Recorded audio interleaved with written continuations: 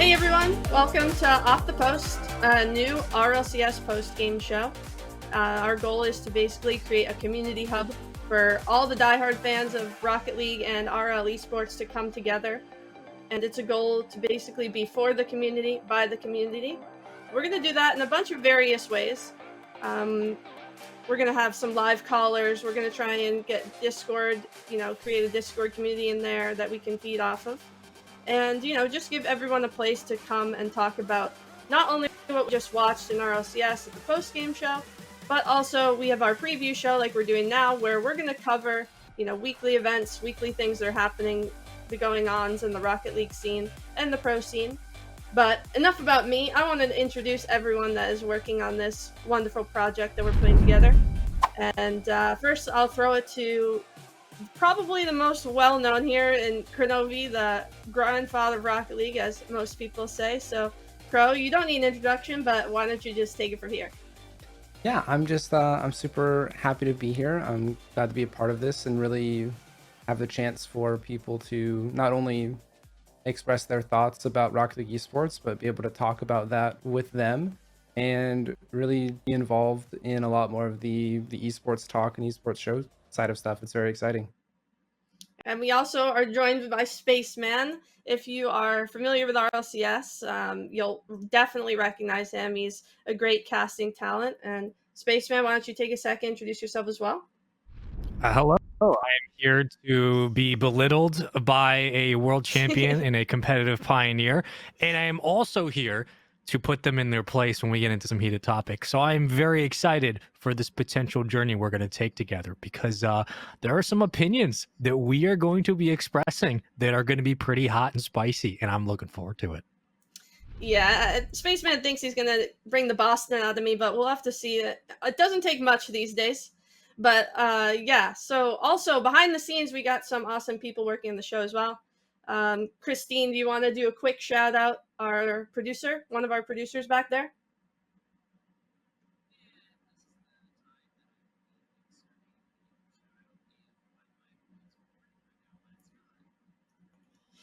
Okay, thanks, Christine. Thanks for coming on and joining us. We all appreciate it. And also, we got, last but not least, well known in the RL scene, Sleegi.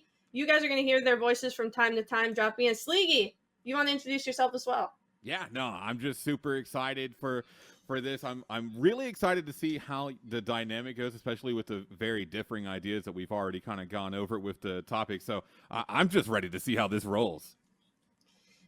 Yeah, and speaking of rolling, I think we're going to head in. We have the spring major coming up, of course. It's going to come out tomorrow, or the first events are going to happen tomorrow, I should say. And heading into that, I just wanted to hear, everyone's leading thoughts for this event, the major storylines heading in. There's a lot to talk about, lots of things that have happened this season, this split, things going on.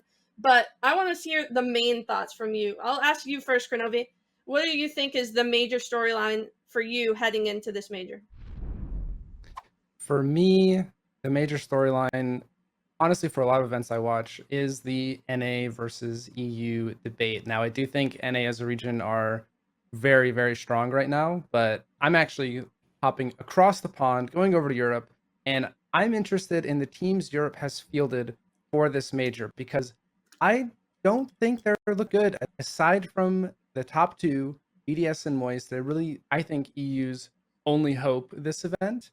And other than that, NA should be able to dominate. All right, so Cam, heavy NA sided, but still some EU spice in there. Spaceman, you also, what's your opening thoughts for this major coming up? Well, I think it was not going to be a positive experience off the bat for me. It has to be FaZe Clan going into the major. This is do or die time for the Big Red Boys. You got a group of three, the three-headed Hydra, the biggest organizational shift we've seen in North America up until now, Sypical being brought in, and we only get one regional out of it so far. Granted, only been a couple of events, but if FaZe don't get top three at the minimum going into the spring major, if they do not have an exceptional weekend, I would be looking at a roster change for FaZe. I know Worlds is around the corner, but FaZe have to have a successful spring major. Yeah, and for me, my main thought here is going to be all about G2. I think G2, since midway through the Winter Major, has been a consistent, dominant team. I consider them the best team in the world.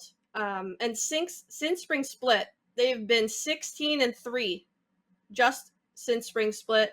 That is an insane win rate. Since Atomic joined, their win rate is 72%.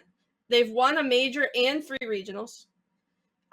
Since Sathia's been picked up, they're 51-16 this year, a 69% win rate. I think they've done well beyond my expectations in establishing themselves as a world-class team. And I feel like if you're G2, you have to win this major. You have won the last 2 regional events pretty cleanly. Apart from FaZe being like the major hiccup. I'm sorry, I misspoke. FaZe did beat them twice in the last regional. But the one major thing for them is FaZe is on the other side of the bracket. In order for G2, as long as they don't slip up, that's a major thing for me, though, is the slip up. If they don't slip up, they're going to face FaZe or BDS in that upper final. FaZe would have to push through BDS, which could happen. But a lot of things are in G2's favor, and I think it's all about them for this event. And if they don't perform, then there's going to be some question marks for me heading into the World Championship. So with all that going on, I want to go back and talk about Spaceman's point of view. You said, correct me if I'm wrong, FaZe needs a roster change if they don't finish top 3? Yes. Absolutely. I will say that forever. FaZe has to prove themselves with this group of 3 going into this major. But what if they go out and they don't perform well this major and then turn up at Worlds? Then we have that discussion when Worlds comes around and we eventually play those matches. But if FaZe comes out and they get stomped, if they don't win the first round matchup, which they should, it's against Power, no shade to Power, but my God, it's FaZe Clan. If FaZe don't make it to upper semis, that is a problem for FaZe Clan. You're talking about a regional champion. They have the high highs that G2 had going into the Winter Major. You're looking at FaZe Clan. Version 1 had a similar storyline where we needed to see Version 1 show up on LAN. They do it. If FaZe do not have that kind of performance, if they do not prove that picking up Sypical was worth the cost, that rearranging Rogue's entire trajectory to get First Killer was worth the cost, if you don't prove that those 2 transactions have been paying off, I don't see how you have confidence going into Worlds, given the fact that G2 is getting better, NRG will be back, and then you have BDS and Moist across the pond who are not playing around. I don't see how they don't come out and try to get top 3. Yeah, I mean, I have to agree, at least partially. I think there's a lot of pressure on FaZe from an org standpoint, right? Like, you look at the talent on FaZe and everyone assumes that they're like one of the best in the region. And NA is touted as this absolute powerhouse. So if you have all these players on the team that everyone touts best, and NA's the best, and they come out and they don't perform well, I think definitely some question marks are going to surround the team.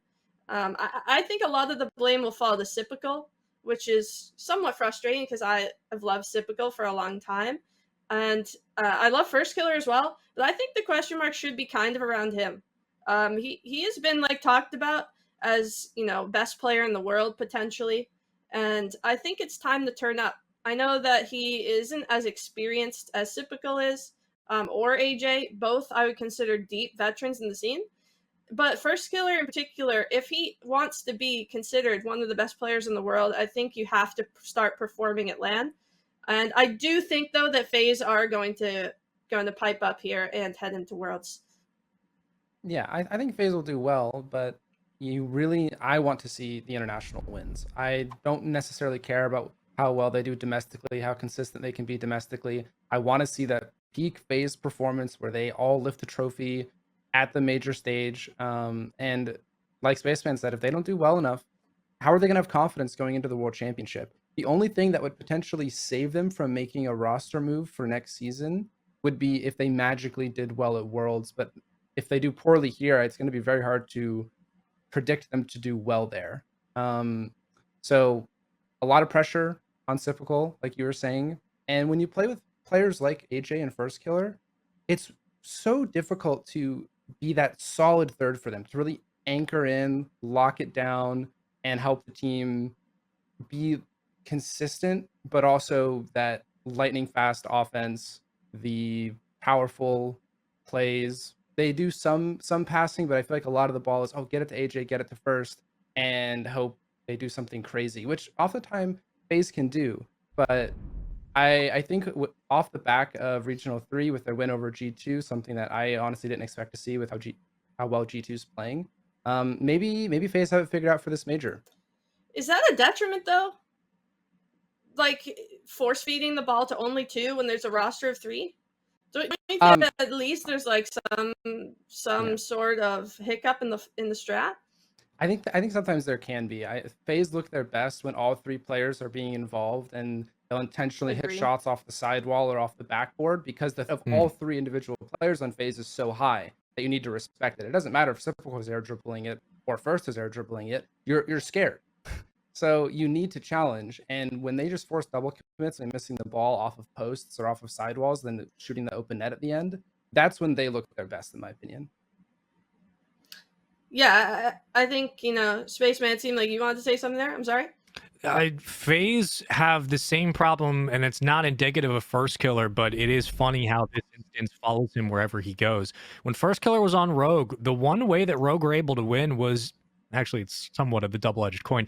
Number one, everybody had to trust one another. The amount of double commits were going to be there regardless. FaZe have been notoriously bad with their double commits. We've seen them have a lot of open nets because of it and get punished. But when FaZe trust each other, it's not just simply about semantics. When you see AJ, when you see First Killer and Typical all being in position at all times and giving each other space to make the play, FaZe are unstoppable. We saw it against G2. It's a reason they came out in the grand final. Even if it was a coin flip, you play it 100 different times, you get a different result. When FaZe do trust each other, you see that success. But the other aspect is, I think you absolutely have to give the ball over to AJ and First Killer. When First Killer was on Rogue, it was the First Killer show. Everybody got the hell out of his way. Taroko knew how to be a striker from the mid-range and set up shop at midfield. And Turinturo was just the lone island, the guy who was recovering on the ball and getting back into the play, and it would be rare that he would run point. First Killer was the offense. It was get him the ball and get out of the way. Similarly with FaZe now, you give AJ and First Killer space, get the hell out of the way,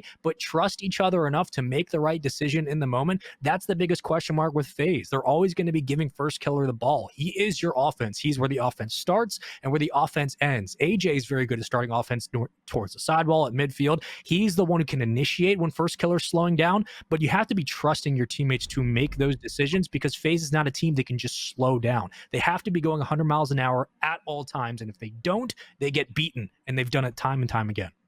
And how many majors did Rogue win when First Killer's on the team? When they were hitting their peak, Rogue won the X Games gold. They competed for the next championship. I believe they got second to NRG again. It was a tough series, and they were competing a little bit in the end, and then First Killer got traded. So when they were playing at their peak, you had a championship, and then you had a second place finish against NRG when NRG was kind of hitting their stride right after Envy and SSG had their run. So it's there. First Killer's proven he can win. You just got to give him the offense. Yeah, I mean, and Big Daddy NRG's out of the way. I mean, FaZe, they struggle against NRG big time. Free bracket for FaZe now in their eyes. Yeah, and I think NRG play that consistent, rotational style. And I think that's what FaZe struggles against. And I kind of think that's what EU is. So seeing BDS in that bracket is really interesting to me, in their side of the bracket, because I feel like BDS is like NRG on steroids, really. I look at Europe a lot that way. I attribute a lot of NRG's play style to European because of Garrett's heavy influence early on in the game. Because when we started, Cam, Europe was touted as easily way better than NA, and it wasn't really close. Similar to how people kind of talk about NA right now, but it's not really been proven, Yeah, they were just so much more consistent at international events. All the early RLCSs were won by EU teams. The only team to dominate internationally the way that Gale Force Dignitas did. I mean, they're an EU team.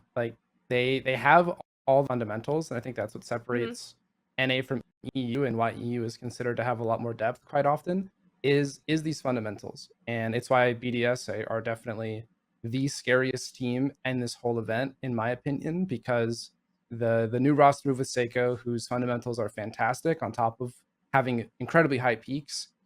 FaZe running into BDS on bracket, I think, is a death sentence for them. And if they beat BDS in uppers, I mean, FaZe might just go and win the whole thing riding that high. But I don't necessarily know if they can. BDS are just absolute juggernauts. Yeah, if FaZe upset BDS and they run into G2, I think G2's chopped. Because FaZe just beat them both times in the regionals.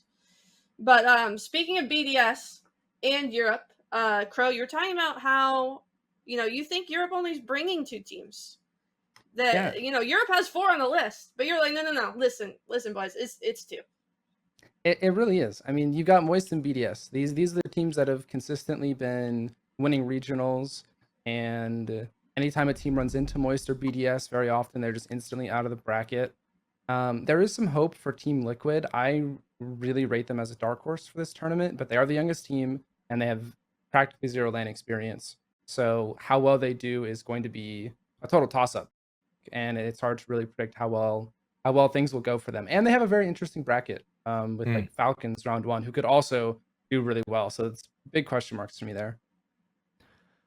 I think LAN experience matters to a T. I also think it is not as valuable as it was, let's say, 2015 prior. I think that the overall environment of competition online structurally, how we presented it lands now, is very similarly orchestrated to what you see a lot of pro players have in the normal setup. So while I do put experience above rookies on LAN, we had a similar conversation about Team Queso, aka Moist, going into the Winter Major, and though they dropped in lower round 1, look at what they did. They got all the way on. So I do give some credits to the fact that it is a young team in Team Liquid, and they absolutely should be a dark horse.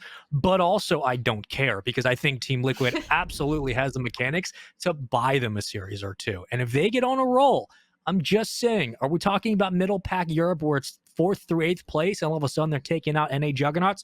Probably not. I think Kronovi's absolutely right. You have 2 big names, and that's about it. But to set aside conditions for Team Liquid and think, well, middle of the pack Europe probably won't be as effective as before, I think that's why they're so scary, because North American teams will underestimate them, and Liquid has the mechanics to kill anybody in this bracket. So just saying, don't take them easy, but be prepared. Yeah, I mean, for sure. I think Liquid is a team that can easily make a run.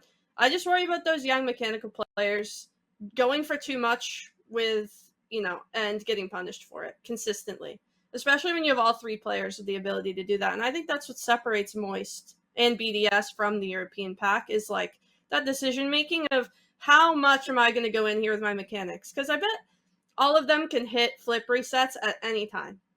And I feel like it's the decision of how hard you're going to go with your flip reset. Do you use it just to get a 50? Is it just to hold the ball? Are you actually trying to score a goal? These are the things I wonder if it has the patience to be able to display. And, they made it to majors, a huge deal for a team that young. And especially with the mechanics coming out of Europe now, I don't want to be doom and gloom for NA, but because of my high respect for Europe since I started playing the game, I feel like if Europe catches up in mechanics combined with their fundamental discipline, that they will overtake North America for consistency. But that is yet to be proven, right? So that's a take for a different day. But yeah, I don't know all this endpoint hate. Man, I think Archie is such a talented player. And you have Metza, who came back after 3 years, and you guys are like, oh, no, they don't count. If anyone, it's Liquid, or Moist, or BDS. And I just like, what's with all the endpoint hate? They didn't limp in. It's not like they came in here, with bad results. They came in here proving themselves throughout the year. And I understand they lost their top player, but they picked up Archie. It's not like they picked up, Karma. It's Archie. He's like one of the best European players out there. I mean, Archie's definitely fantastic. I just think Endpoint don't have all the puzzle pieces fully connected yet. They're almost there, and I think they're going to be fantastic at the World Championship. But there are moments that I've watched where things just don't look quite right. And I have immense respect for Endpoint, especially for Metza. The comeback he made is incredible. He went from, looking like me out there with no mechanics to he's pulling off all the mechanical stuff that you wouldn't necessarily be expecting. I mean, he was popping off last regional in the Wheels car. He looked so stupid, but he was absolutely clipping on people. And Endpoint proved they don't need Seiko to go to a major, right? They weren't fully reliant on him. Relating Wave and Metza can hold it down and set up plays for any third. And Archie, and Archie's fantastic. I just think there are a few hiccups that they need to resolve. Yeah, I think Endpoint for me is more of a dark horse for me than Liquid, just because of the experience. The Mets a comeback. Archie, I think, might be showing everybody why he should be considered as one of the top players in Europe. And I think Endpoint can make a run. But switching back to the NA side, you know, what I said about G2, looking at their bracket, if they don't finish top, I would say maybe top 4, top 6, are you guys worried about them heading into Worlds? Because they won the first spring regionals, now lost to FaZe. If they go into the major and don't place well, that's the last event changer. Are you guys concerned? Do you see this major as the same way as I do, in the fact that, you know, G2 has to continue this momentum that they've had? I mean, we talked a 69% win rate the entire season, over 70% win rate for the winter split. I mean, that, and just keep in mind, they're playing the top teams all the time because they're the number 1 seed, and they still have this rating. Chicago, 0.95 goals a game in 100 games this year. I mean, that is wild, to almost average a goal a game the entire year. I'm not worried for them if they lose. I mean, I actually think it's not must win for G2. I don't even think the G2 mentality is, okay, we have to win this or we need to rethink something. They've been so consistent. A small hiccup is fine. And if anything, if I'm Sathu, I'm thinking ahead to Worlds already by now, because it's so close to the major and it's far more important, and you can get a lot of valuable information from this major. I think the team that is probably more in the must-win mentality is actually BDS, because they need to prove to themselves that this roster move brings them back to the top again after faltering last major. Crow, I'm going to ask you a question, and this is to both agree with your point, but also to make mine. If G2 don't make top 3, are you concerned? No. If they don't make top 4, are you concerned? Maybe. If they don't make top 6, if they don't make top, are you concerned? A little bit for Worlds, yes. There would be some replay review going on there for sure. If G2 make top 8, and we'll use top 8 as the bottom, if they make top 8, are you concerned? I think that's where I start to get concerned. Right there. Yep. That's my point, is if they pull an NRG or even better of an NRG, but they still get top 8, if that happens, I am concerned, but I'm not scared. G2 would figure it out. That's credit to the way they've been playing, because LAN brings a different beast in everybody, and LAN is always unpredictable. G2 have the skill to beat anybody in the world. If they pull a top 8, I'm worried, but I'm not scared. Don't see that happening, though. Look at the bracket they're going through. They got Gladiators first, and then they get the winner of Fury or Carmine. Both teams that are excellent, but are they the level of G2? No. So I see G2's worst case scenario, maybe a top 6 finish. Best case, they might win the whole thing again. I wouldn't be concerned until they get top 8 or top 16, whatever it may be. Then I would be a little bit concerned. Yeah. I mean, the question was me, but I was nodding my head furiously when you said G2 top 6. Are you concerned? Yes, I would be very concerned. Simply because of the consistency that they've shown all year long. And you mentioned earlier, like, I think they've had all the momentum. Interestingly enough, when they've had Drees, right? And I just want to mention this quickly. With Drees, they had a 63% win rate. And they won regionals, multiple. Then they picked up Atomic. Their win rate went up 10% against the top teams. How big of a margin do you guys think that is? Given that the number is small. However, keep in mind, the 10% win rate is against top talent in the world. Massive. Yeah, and I think huge. Despite the number, I think the Atomic upgrade is a game changer. Yeah, I mean, G2, I think for America right now, the addition of Atomic created the perfect formula for success for them. They don't need to change anything. Just maintain the same mentality. Keep playing the same way. Keep your practice up. They are at this golden stage where no team knows what to do against them right now. So they don't need to... I think that's why they don't need to push themselves too hard to win. They're already in a comfortable spot. Just ride it out. Yeah. Karma. Yeah. Did you know that we share 92%, somewhere around 92% of our DNA as human beings with a banana? Do you want to know why I'm making that point? Are you calling me skinny? I'm going to move on because I'm scared. Listen, if we shared 92% of our DNA with a banana, and that final 8% is what makes the difference between a banana and the ability to do mathematical astrophysics, whatever you want to call it. The 10% difference, or the 10-point difference that Atomic brings to G2, that much of a swing is not only against top teams, but that percentage change is a Grand Canyon worth of skill that makes G2 better. So it's not just that his win above replacement is like 10 at this point, but it's the fact that as he brings 1% more of improv and ability and skill and speed and mechanics to G2, they get incrementally better at a much bigger scale. And that's why everybody should be worried. That's why this team is 100%. so good. Yeah, 100%. I completely agree. I think the 10% is massive, even though it's alarming to read on paper. Wow, only 10% win rate. It's a huge change. Against top teams. Exactly. And, you know, I think we're going to head into our segment now that we'd like to feature live callers on the show. This show, however, we're not doing live callers from our Discord, which we would normally be doing. We are going to be featuring callers in from the community. So if you guys want to join in and join our show, we'll bring you on in. You can ask us a question or ask our guests a question if we have one. Join our Discord. I'm going to go ahead and link it in the chat periodically.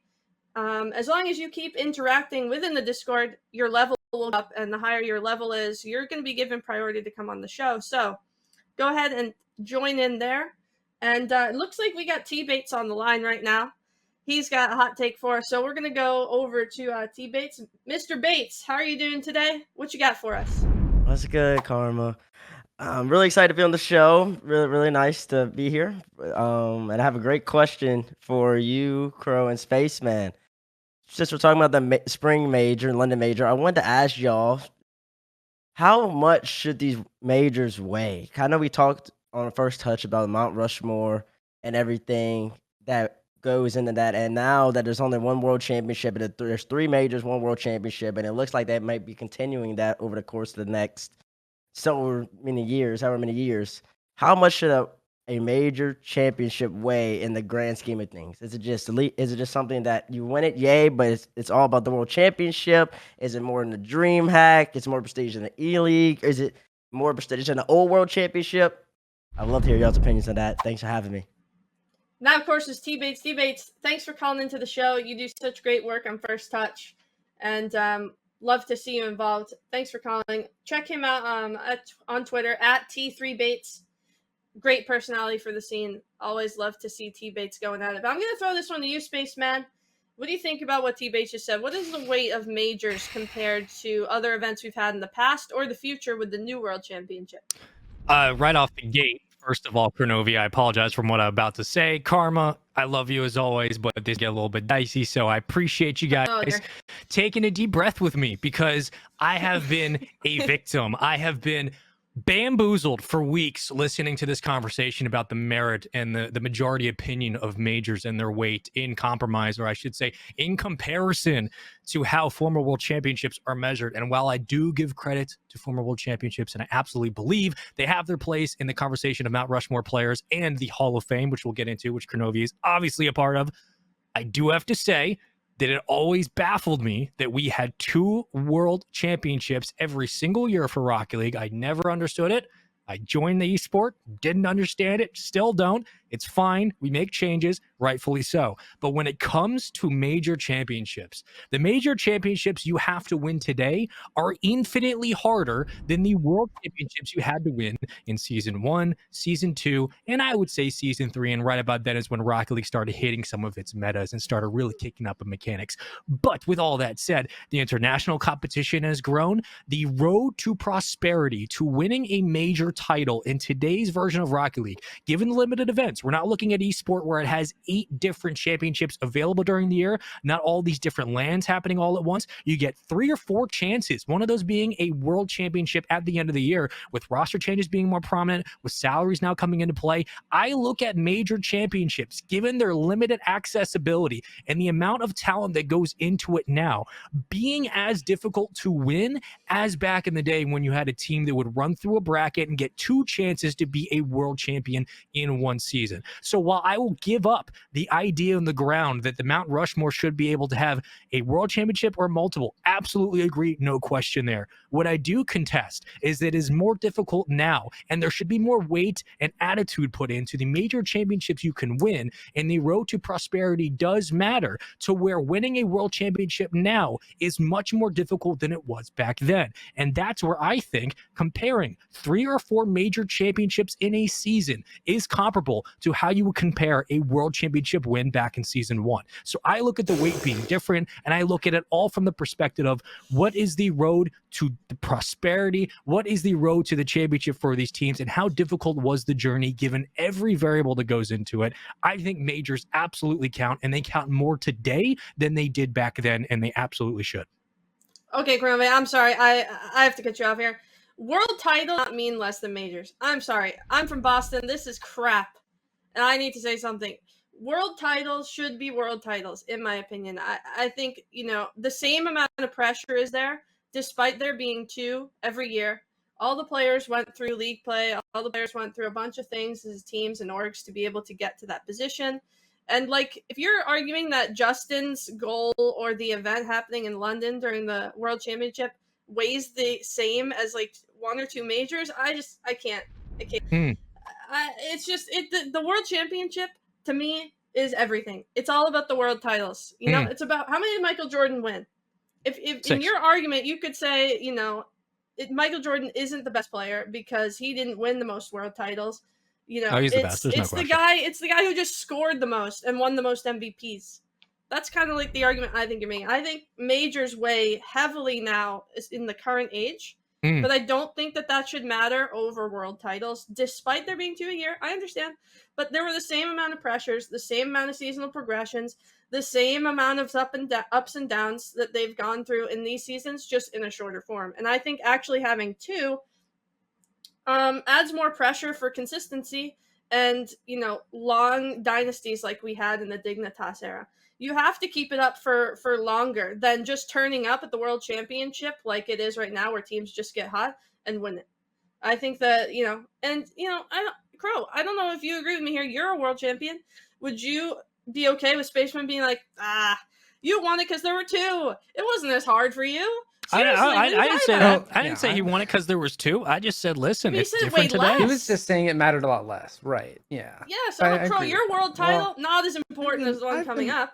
I've been No. biding my time here on the side, letting you 2 duke it out. But as somebody who's gotten to experience the World Championship and what that's like, Slam that on the table. yeah, I do think majors now are a very, very big deal, and competition is stronger than ever. The road to prosperity, as Spaceman said, there are so many obstacles in your path. All these top teams, this top talent, you have to prove yourself far more consistently than you had to back in the day. It wasn't have one good league play, maybe show up in playoffs, show up for worlds, right? That's just 3 easy steps. Now your 3 easy steps are regional qualifying for regional 1, regional 2, regional 3, and then the major. And there are far more teams in this event. There are 16 teams now, double as many as were at the first World Championship. So the road is a lot harder. And I think you definitely have to respect teams that can continue to play at that top level and take home these wins. I remember the Sweden major, for instance. We hadn't had a LAN in so long. When I was watching that event, it felt like a world championship to me. That's the level of competition I was seeing, the level of hunger in these players and their reactions to winning. It wasn't, we won a major. I literally was like, this is the best team in the world. And I was getting the chills like I would watching a world championship.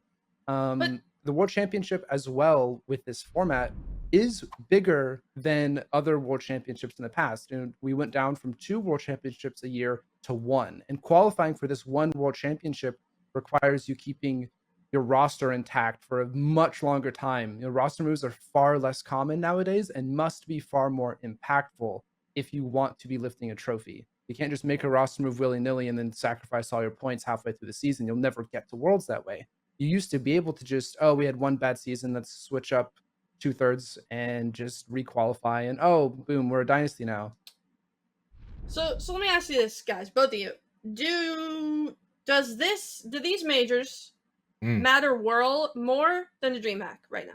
Previous DreamHacks. Do you think majors matter more? Yes. Yeah, E-League. Yes. a little bit. Absolutely. World Championships. Previous ones where there were 2.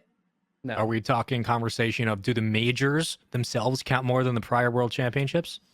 Yeah, so if you take a player like NRG, right? They won a bunch of regionals. Sure. Have they won a major? I think they've won at least one. Let's just say G2 won the last major, won this major. Would you weight that more than G2 winning a world title in season 5? Or a player who won a world title in season 5 comparing to a player who won a major in season 11? Because you brought up the Hall of Fame, right? So like in that type of conversation, does the event itself, does it weigh more for you when you rate the player? I'll give you an example because that was the crux of this question. Like if we're comparing world championships, though, I do have very different opinions. We are splitting hairs at the end of the day. We are literally splitting the difference between a minuscule amount of players who will ever reach that peak. And we can go into that debate 24/7. But when it comes to the major championship that exists as of now in the current esports landscape within Rocket League, given the barriers of entry, given what you have to accomplish and overcome, given all the different variables that go into winning a major championship on an international stage, which is just not you win on domestic turf, you win in Europe. No, you're competing against teams on the world stage, and that's something that Rocket League has that a lot of other esports are now getting to. Yes, I absolutely think that if G2, let's say G2 won the winter major, which they did, they say they come in and win spring, and let's say there was a fall major before Worlds. If they won 3 of those back to back to back, if they just won 3 championships as a core group in a short amount of time, I believe that those 3 major international victories are on the same level, if not above, I'm sorry, a season 1 out of 2 world championship. I believe those 3 majors weigh more than an original championship. I do. I also think that today's world championship is infinitely harder to win than seasons 1 and 2. It doesn't take anything away from what seasons 1 and 2 did. And if we have a conversation about Hall of Fame, if you won a world championship from season 1 till now, you're in the conversation, and we talk about that because it is a world championship. But let's say player X, no other prior record, they won a world championship in season 1. Then you have someone like Chicago. Let's say he wins 3 majors this season. I would take player X in Chicago and I would compare them and say, well, Chicago doesn't have a world championship yet, but he's got 3 major victories on an international stage in this level of the competition, and player X has 1 world championship. I would give the nod to Chicago for what he's done in this stretch. I just think you have to weigh them differently. Yeah, I think majors are incredibly comparable to past like world championship level events, and if you are consistently dominating these majors, even if it is in a short period of time, which I do think time period, the space between these wins, if you can keep it up for a very long period of time, that adds even more merit to it. It's why the Dignitas dynasty, I still think, is classed above every other team. Even like a team right now, like G2 might be on the beginning of that run, but I need to see them win another major or get the grand final. They need to win the world championship and then continue to do well going into next season. Then maybe they're better than Dignitas was in their heyday. Yeah, I don't know how to decide on this, because I think league play is harder than regionals right now. Not gameplay wise, because gameplay wise is different. If you want to talk to me about like has the competitive level risen, sure, 100% it's way harder to win, sure. But the amount of chances you have to enter and to get points to make a major is way different. It was almost like, at least I felt from the outside looking in, trying to get into RLCS, that it was almost like a barrier of entry, in that the RLCS teams would only scrim each other, and there was a like competitive level divide that was there. And I don't think that is quite as significant anymore. You have multiple regionals, you have open brackets. This wasn't available then. It was 1 open bracket, double elimination to make RLCS. And then you only had 8 games to prove yourself. These players now, I looked it up, 8 series, I'm sorry, not 8 games. Chicago played over 120 games this season. I think, like, if, like, just RLCS games, I think I've played, like, 6. And he's played 120 in just this season. There is no universe in which a major counts more than any world championship. It just doesn't. It just. So, I don't no, care how we're, the difficulty. we're not talking about one major. I'm talking about multiple. I'm saying if you win 4 international titles at this stage of Rocket League, you absolutely count that against a season 1 world championship. I will have that argument all day every day. You could win every major. Okay, you could win every single major that ever happens from the introduction of majors, and if you don't win the world champion and a team that won the world championship in season 1, more impressive to me. There is no higher. Really? There's nothing higher than the world championship. This is not like if you can perform at the major, that's great. But the pressure of a worlds, dude, like the actual pressure of being in that situation, knowing this is the ultimate prize, it puts it a completely different weight on it. You know, that's interesting because not only did they have 2 chances to do it in a 1-year span, but they also had a closed league play system where there was no outside interference from any other talent that existed. So when you actually get a world sample size and put all of that talent on one stage, and you manage to win international majors, let alone the conversation of a championship, that absolutely has more validity and weight than a closed league play 2-time attempt world championship in season 1 when people didn't even know how to hit a reset. I absolutely believe it's harder now. If a team wins multiple majors and then wins that season's world championship, maybe, but still, the worlds at the end of the day, the worlds is that's where the bread and butter is. That's what people like. I'm going to tell you right now, Rocket League's going to keep going. 3 years from now, no one's going to be thinking about the fall major, but people will always remember who wins the world championship of every season. Yeah. And see, that's where for Rocket League, and this is unique to Rocket League specifically, where, again, when I jumped in for Rival Series Season 9, which was like, we had weird numbering compared to the RLCS. When I jumped in for Rival Series, one of the first questions I asked Axe was, why is there 2 World Championships a year? And why are there no major championships? Why are there really no big lands outside of the E-Leagues and the DreamHacks? This is a culture change that Rocket League's now going through where having major titles does matter. You have it in Halo, you have it in Call of Duty, you have it in CSGO, you have it in Valorant, you have League of Legends, you got Dota, you got it in Gears of War. You have it in every major esport across the planet where a major championship throughout the season has weight to the career and success of a player long term. Outside of the world championship at the end, because every esport has a world championship, but most, if not all esports that have started adopting major championships throughout their season help build storylines and credits to the players when they win it. So when I jumped in and I was legit shocked that we had no major championships, the fact that this is new should be surprising for a lot of people, but they carry weight because this is how esports works. And it's literally one of the cool things about esports existing is that we get to see who the best team is with these big prizes. No, and I get that. So what I'm saying is we have to change the way we talk about these conversations of, well, if you win 1 world championship, no one's going to care if you won any majors. I disagree. If you win 4 majors, that has enough weight in the conversation of international competition as if when we had no majors and the only thing to fight over was a league play finish and a world championship at the end of the year. I'm just saying majors count. Majors count, but worlds are what people will remember. Yeah, I mean, that's going to change. I'm with Sleegi though. I think that I like that Rocket League doesn't follow the exact format that every other esport does. I like that they have different titles, or I get 2 world championships. I equate it to kind of like European football or soccer. You know, they have a Champions League. They have and their own seasonal title. I like that the 2 world championship existed for a little bit along with league play. I'm a fan of league play. I just wish it was expanded more. Which they've done, and I think that they've done a great job doing that. But I don't think that should take away from world titles at all. And I hate to cut the conversation short, but we do have Stumpy waiting on the line from the UK. Stumpy, how you doing, bro? What you got going on? Hello, Off the Post. Hi, how are you doing? First time caller, long time listener. My name is Alex Knight, also known as Stumpy. I've just got a quick question for all of you. Obviously, we're looking at the Spring Major. We're going back to London and the Copper Box specifically. Everyone keeps comparing this event to Season 5 and saying, what can we do to make it as good as that, to make another This is Rocket League moment? Do you think we're setting ourselves up for failure in that regard? Or is it good to look at the past to see what we've done and what we can take from that to make the future even better? Or should we just be focusing on the future, act like this is any other major? Thank you so much. I appreciate it. Thank you, guys. Lots of love to the family. Thank you. Bye bye. Yeah, Stumpy, thanks for the call. Everybody knows Stumpy. He's so great on RLCS and covering Europe. I mean, covering everywhere mostly, but he does great things. Check him out on Twitter at Stumpy Goblin.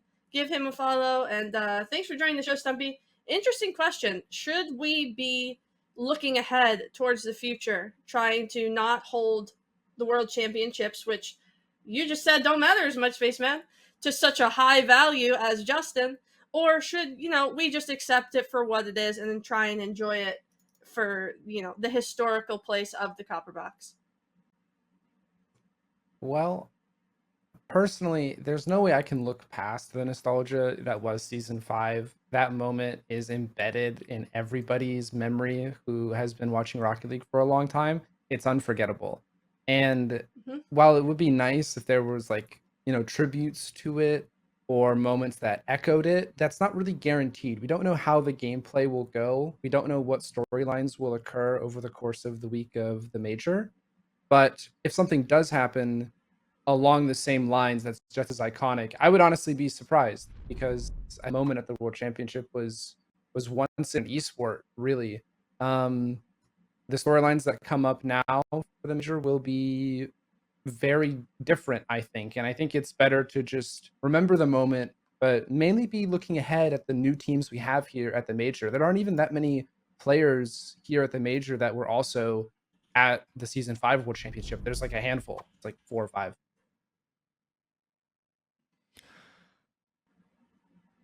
This is a tough one. I've actually thought about this quite a bit, because there's a lot of times in any esport where you have a legendary event in a specific venue, and when you go back, you're wondering, okay, how are we going to match that moment? Is there going to be a call that hits it? Is there going to be a play, a team, etc.?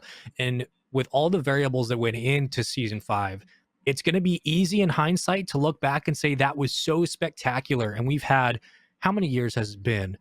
3 or 4 years since that moment. So you have 3 or 4 years of that constant reflection and the buildup that happened in that moment, and the ability to look back and say, this was worth it. And it was great in the moment, but it got better as it seasoned itself over time, as it marinated. We look back at that moment as a pinnacle of the esport. So I feel like you're going to be at any disadvantage going into this major thinking that this has to top that moment, because you're talking about an outlier. You're talking about a moment in Rocket League that not only set the precedent and the stage for the very ads we use to market this game, the way we open up the RLCS, the way we market World Championships going forward, the way we market the best plays in our esport. That event is legendary because of not only the way it finished and ended, but the things that happened in it. So to compare anything that happens now to have to meet that legacied criteria is going to be almost impossible unless we get some crazy brackets and runs that just make this event what it is. We can't look at any event other than what it will become. And in the end of the day, hindsight will be 2020, and we'll be able to look back and say, you know what? Return of Copper Box was pretty damn great, and it didn't live up to Worlds, or maybe it surpassed it, but we can't answer this question until it happens. But I think to go in and expect it to surpass, it's very easy to do that, but it's impossible as human beings to make that answer clear, because we've had 4 years of replaying that moment over and over again that has built up the legacy. And right now, we just have to actually do the whole event before we compare the two. Yeah, I agree. I don't think you're ever going to be able to recreate that moment. I mean, I remember I was there actually, lucky enough to be in the front row, and I lost my mind. I have never reacted like that to an esports event, and I remember realizing in that moment. I don't know if you guys had that initial feeling when it went in. It was just like, Oh, wow. definitely. It was it kind of was like, wow, I really am as passionate for esports as I am for real sports. And that's a big thing for me growing up, because sports have been my whole life, and I found esports midway through my teens. And esports has been a big part, but I just remember being like, wow, this is just like sports. This is as competitive. It can have as memorable of moments. And I just thought that Justin moment will not be topped, and I don't think you should hold all events to that same expectation and just take it for what it is. Look at what just happened with Moist. What a great event that was to experience. The first LAN since COVID, which is what I think has made me appreciate LANs more. I think specifically Sonics have done a really good job of their production at Lance. They had that whole outside scenery. It looked like you were at like a national championship, like a professional sports thing. Mm-hmm. And they had the talk show ahead of time outside, and the shots were just magical. It was I didn't expect to look at my esport like Rocket League and have it reach the level that Sonics took it to. And I think that sets a high precedent, and the Winter Major knocked it out of the park following up. So, all these events coming forward, I think, should be held to a different standard because they can create just as magical moments. Probably, it's going to be hard to ever top them. As much as interesting as our conversations are, we got someone waiting on the line. Big old Stacks from Maine. Let's check him out. Stacks, what you got for us? How you doing? Hey there. Congrats on launching the new show. Hey, I got a question for you about the spring major matchups. One in particular, Space Station and Pioneers. You got a matchup where Pioneers nearly knocked off SSG in LA. If you're Space Station Gaming, are you happy to have a familiar opponent in round one, or are you a little bit nervous going into this matchup? Yeah, Stacks, thank you for the call. I appreciate it. Follow Stacks on Twitter at StacksRL, the beast from the Northeast. Such a great caster. You'll see him at the major this weekend. But following up on his question, the SSG matchup, I think, I'm concerned for SSG. I don't know how you guys feel. I'm a little bit worried because I think if you take Daniel off of this team, I don't know where they would be. And maybe it's because I'm rating Daniel so highly as I see him kind of taking the first killer role. But I just see Space Station struggling lately, and I enjoy them as a team and I want them to succeed. And I don't know. I'm really looking for this major for them to kind of establish themselves. And I think that first matchup, if that doesn't go their way, I think I will be very concerned. Yeah, I mean, as a pioneer, all right, as someone that would be backing the boys. You better answer this. Yeah. I do think as Space Station you're more comfortable than last time, but that's because you're bringing in more respect than you did last time as well. I think SSG in LA were still trying to adjust on land to playing with Daniel and getting everybody comfortable. And Space Station, their first two games on land, they looked like a shell of themselves, completely different until they started that reverse sweep of Dignitas, where Arsenal woke up and started putting the team on his back. And then that's when everybody woke up on SSG and they started playing together very well. And even after waking up, KCP gave them a very, very tough time. And that was KCP's first ever LAN event. So the Pioneers they need a few wins. They need to do better than Power to steal a spot at the World Championship. They need this win. They are a team that absolutely needs this. And if SSG do not respect them, they might be in for a very bad time. So SSG a little more comfortable, but they need to be a bit more aware of their opponent this time too. Yeah, Pioneers need this win, I think, more than SSG does, as wild as that sounds, because SSG has, I think, the raw talent to get them through a huge portion of the lower bracket and continue to solidify their spot for Worlds. So for a Pioneers win, not only would it be a upset, absolutely, but just for the confidence of the team to potentially make a run towards the end of the year, yes, Pioneers would benefit more from a win than maybe SSG in the short term. However, to Stacks' question, I don't see how SSG lose that first round. I'm sorry. Have we been seeing the way Rattles has been playing lately? The dude has picked up on the IGL game. He's playing a lot slower, which has been a benefactor for the team. He's making a lot better calls on the field. He's hitting double taps off the backboard again. Rattles has looked like he has figured out the key to getting Arsenal involved and being a parental figure for Daniel. And I've been really impressed during the spring regionals, seeing Rattles play. He looks a lot more confident in his game. When we used to harp on him about needing to pick up the slack in some of the majors, he looks a lot better as of late. And with that, you're telling me Arsenal and Daniel won't figure out a dynastic, disgusting duo to put on the field during the major? I think SSG are better than they were 3 months ago, and I think it's because of Rattles. And with that, I think they're going to handle their business. Yeah, I hope so. I really do rate this SSG team when they're on. I just am mildly concerned about how the last major went. They were literally on the goal line, about to tie it.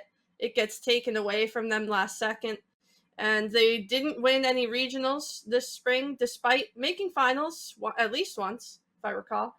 So yeah, I think I do expect SSG to win. Sorry, Cam. I think this is very important for them, considering how the last major went for them.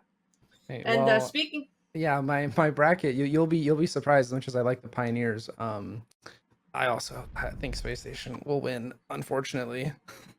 Space Station do look great, to Spaceman's point. It's just I think it's going to be very close, and there's a lot of room for error for Space Station.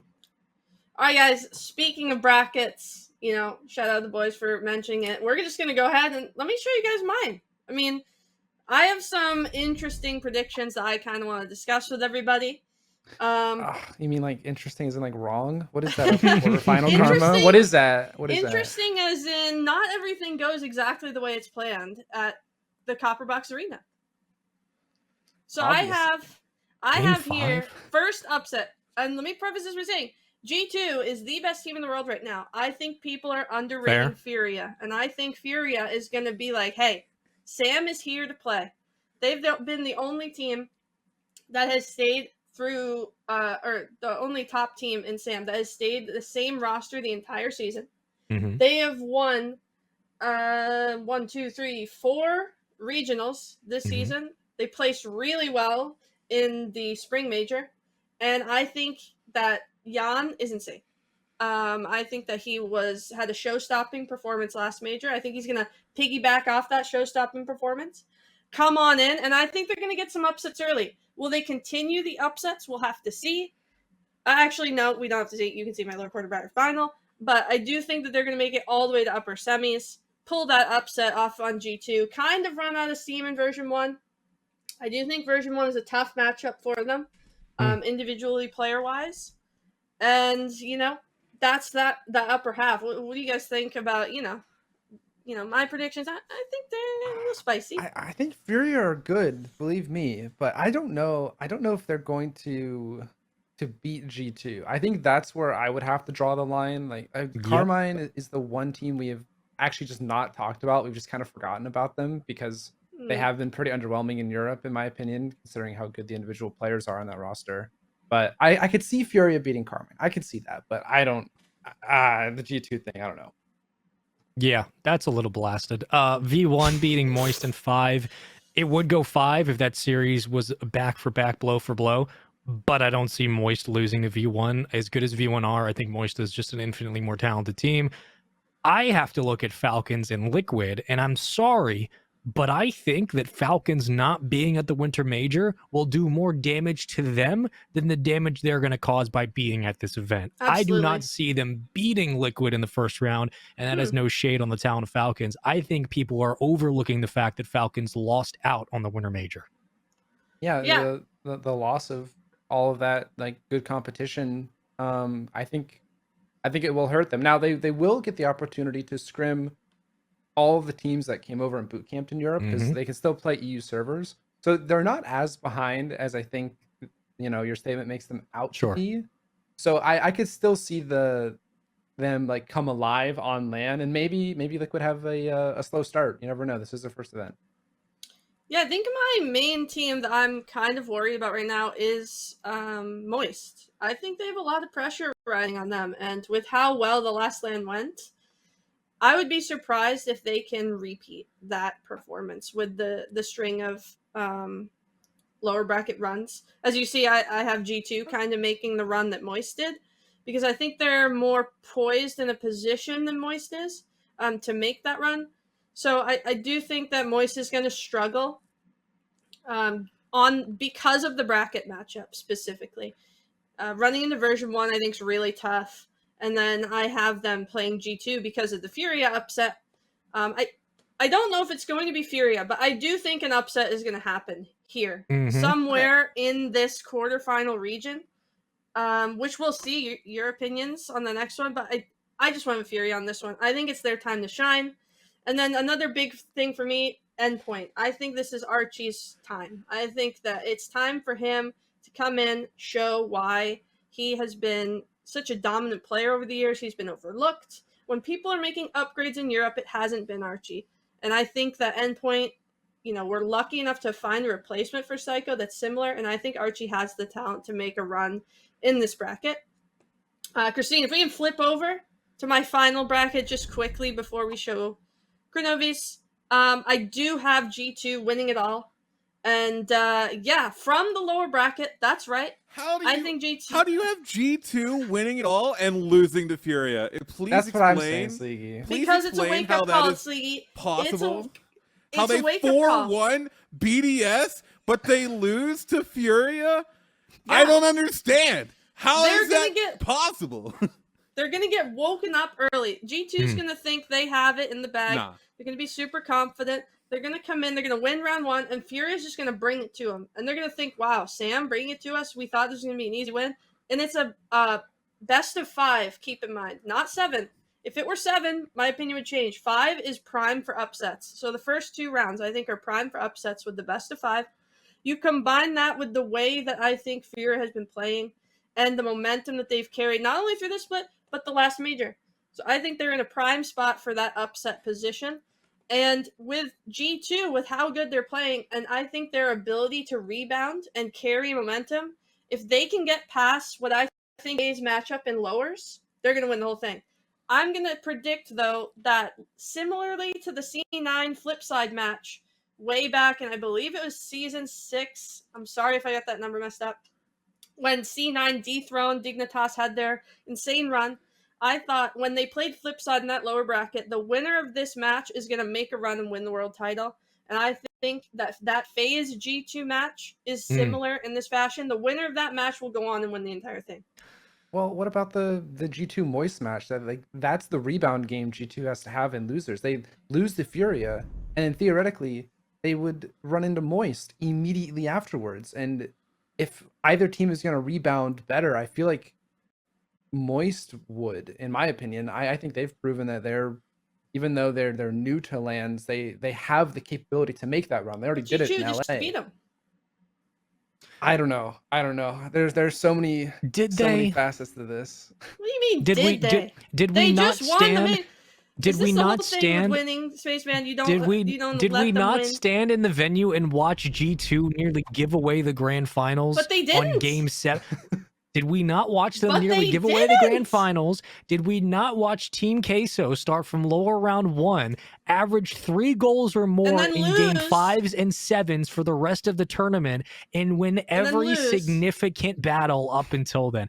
I get Until the G2 won. G2, I understand and then G2 they won. lost. And I was actually on your side, Conor. I was actually on your side until you got to that absolutely arbitrary nonsense about beating G2, because that is not happening. But the moment you said that you don't believe in Moist Esports, the team that averaged 3 goals or more in game 7 and 5s in the winter major from lower round 1, the team that started at the start of Thursday with nothing else to give, now they have to go to a double elimination tournament. They already did that once. They cleared everybody. They beat FaZe. They beat NRG. They beat everybody up until G2, and then won another best of 7, and then lost in this one because they had played 36 hours straight of Rocket League.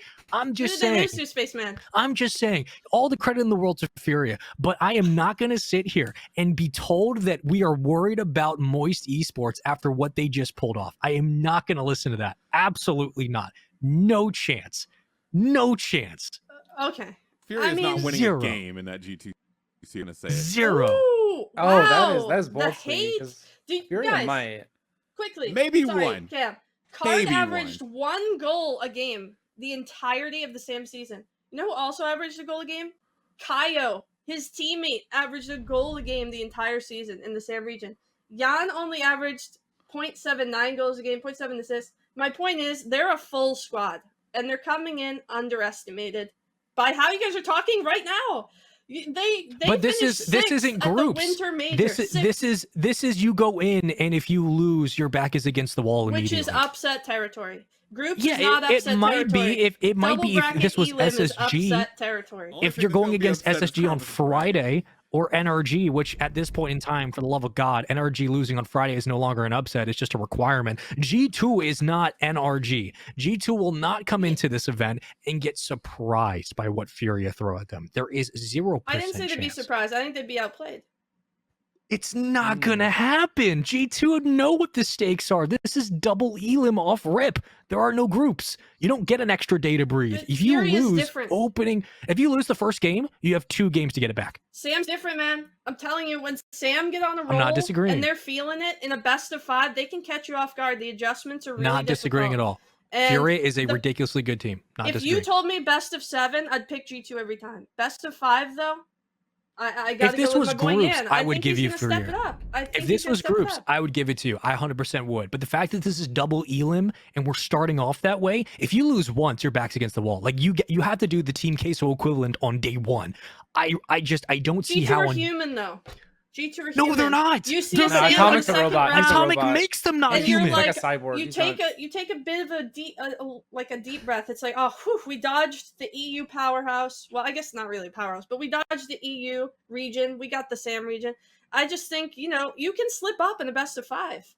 Absolutely And if anyone's agree. gonna do it, it's Furia for me in this tournament. I think they've been underrated the whole way, and I just think they're gonna shine. On the Furia train, all right. I Let's take a respect look at it, your but bracket, Cam. I disagree. I respect it, but I disagree. Since you were so touted against me, what do you have? Let's see the Cam upsets. I do think Furia are great. I just don't have them going very far because I think they draw a tough bracket, and I think, like Spaceman was saying, double limb is tough. In groups, Furia are great, but when in Sweden it was win, get out of your group, lose, get caught in a weird tiebreaker, and get stuck. They got swept by Renegades, and they did not look that good. So when the pressure was on, they really struggled, and they rode a bunch of momentum in LA. And the moment they dropped to losers, they were done. All the gas in the tank was gone. So I think if Carmine show up and at least get the one series that I have them getting, Carmine should be able to close it out, shut off the Furia momentum, and from there, I think it's gonna be really difficult for Fury to bounce back unless which is totally possible. These are 3 fantastic players who have definitely learned a lot from these events, but I just see it hard for them to bounce back the way they did. So I think G2's got it. Last Winter Major, Furia beat NRG and Endpoint twice with Psycho. At that time, Endpoint had Psycho. So do you think Endpoint with Psycho, still losing at that time, do you think they're better than current form G2? Is Seiko better on Endpoint back then than G2 is now? Yes. No. Endpoint was in an up and down swing. They were on the boat of uncertainty back then. Just because they had Seiko, they were turning things around. But you're talking about beating NRG that was a shell of themselves. They literally got smoked out of their minds when they were playing the group stage. And Endpoint is nowhere close. On Endpoint's best roster with Seiko playing at his best, they were nowhere close to the level of caliber of Rocket League that G2 has right now. There is no comparison. There is no realm where Endpoint in a best of 5 or best of 7 would have beaten G2. G2 were the best team in that tournament, other than Team Queso, because they literally ran out of steam because they were dead by the time they got to the grand final. There is no team that was going to be beating anybody other than G2 or Team Queso. Endpoint wasn't going to do it. NRG barely showed up. No. I don't put a lot of weight into that. Though we're to the finalists of the Winter Major, G2 and Queso. That's the point though. Like we're now telling them to, on a much harder scale, try to overcome what they failed to do last time, and they only have one chance to do it off rip. That's the point. Is like if they ended up doing it, you're Gigabrain Chad, and you're 100% right, and I will completely give you your props. But I'm saying they haven't done it. They haven't done it before, and if the argument we're using is they beat NRG twice. No, they beat Endpoint with Psycho twice. Okay, they beat Endpoint twice, and they beat Only NRG once. Yeah. Anybody who showed up to that event could have beaten NRG. I could have been thrown in there with Jorby and James, and we would have beaten NRG once. Like they were not good. They were not good, and they haven't been for a while, and they're turning it around. That's no shade. That's a fact. They've been bad. So look at the landscape. This is not going to happen for Furia. I don't think NRG were that bad. NRG were getting styled on. They were getting styled on. It was rough, but back to the bracket. This whole talk is the reason why I have G2 going as far as they go, because all these other teams are relevant compared to the power that G2 is bringing to this event. I think whoever they run into an upper semifinal, I have Moist here. I think Moist are just a better matchup for V1. Is that an upset to you, Cam? No, I think Moist over V1? I think V1 are actually very good, except against Moist. Even though they did beat them in groups during LA, that is the only time these two teams have ever faced on bracket, unless they've been scrimming each other, which they most likely have been. These teams don't play very often, Yeah, and that's I gonna be think good. right now Moist are just the better matchup. Even though Beast Mode, he's crazy. He goes Beast Mode. Best He's player in the one of world. the best players in NA. Maybe the whole world. Yeah. Maybe. I love Beast Mode, but I think Moist will have their number here on this one. But it doesn't matter who wins this. They just lose the G2 immediately. I just want to say I appreciate you, Kronovi, for having a very sane bracket. I think you have the Pioneers doing a little too well, but other than that, I think I agree with pretty much all of your picks. I think they give. Where's the Space Station room for their upsets, money. Cam? Where are Pioneers they? losing game 5 and they're still doing too well. Where are the upsets here? Yeah. Is there one? Well, in my mind, I think Falcons over Liquid is an upset, which may Okay. seem a bit weird because I rate Liquid going all the way to lose lower quarterfinals, only dropping to FaZe, because I do rate FaZe for this event. And I think this is Okay. FaZe's tournament to do very well. I also think Falcons over Space Station is a Definitely. bit of an upset. Yep. I do think Falcons will make a bit of a run, but when they run into a team that's used to playing them a bit more in Moist, like on EU servers, Moist should have the ice there. So I don't have many upsets, and I think that's just because this major is so close to the World Championship that I expect not too many teams to be too worried about their performance unless they're must win and they must qualify. And Pioneers, as far as they get here in bracket, assuming Power loses, that's all they need to get into the World Championship. They will have qualified once they hit lower round 2 and Power's out, and so they won't need their win anymore. They're just practically playing for fun at that point. We're gonna have to switch it up. Yeah, so as good as G2 is, though, okay, and this might be sad for a lot of people. This is probably where my bracket will get the most hate. All right, I retract my statement. Just I think a little. BDS this tournament will be better, and I think BDS themselves will feel the need to be better than every other person in this tournament. Yep. G2 For sure. they're fine if they get, as long as they get like top 4. I'm not worried about it. They're probably not worried about it. They're looking at the World Championship, and they'll probably do better. I would dare to say they'll do better at the World Championship than they'll do here.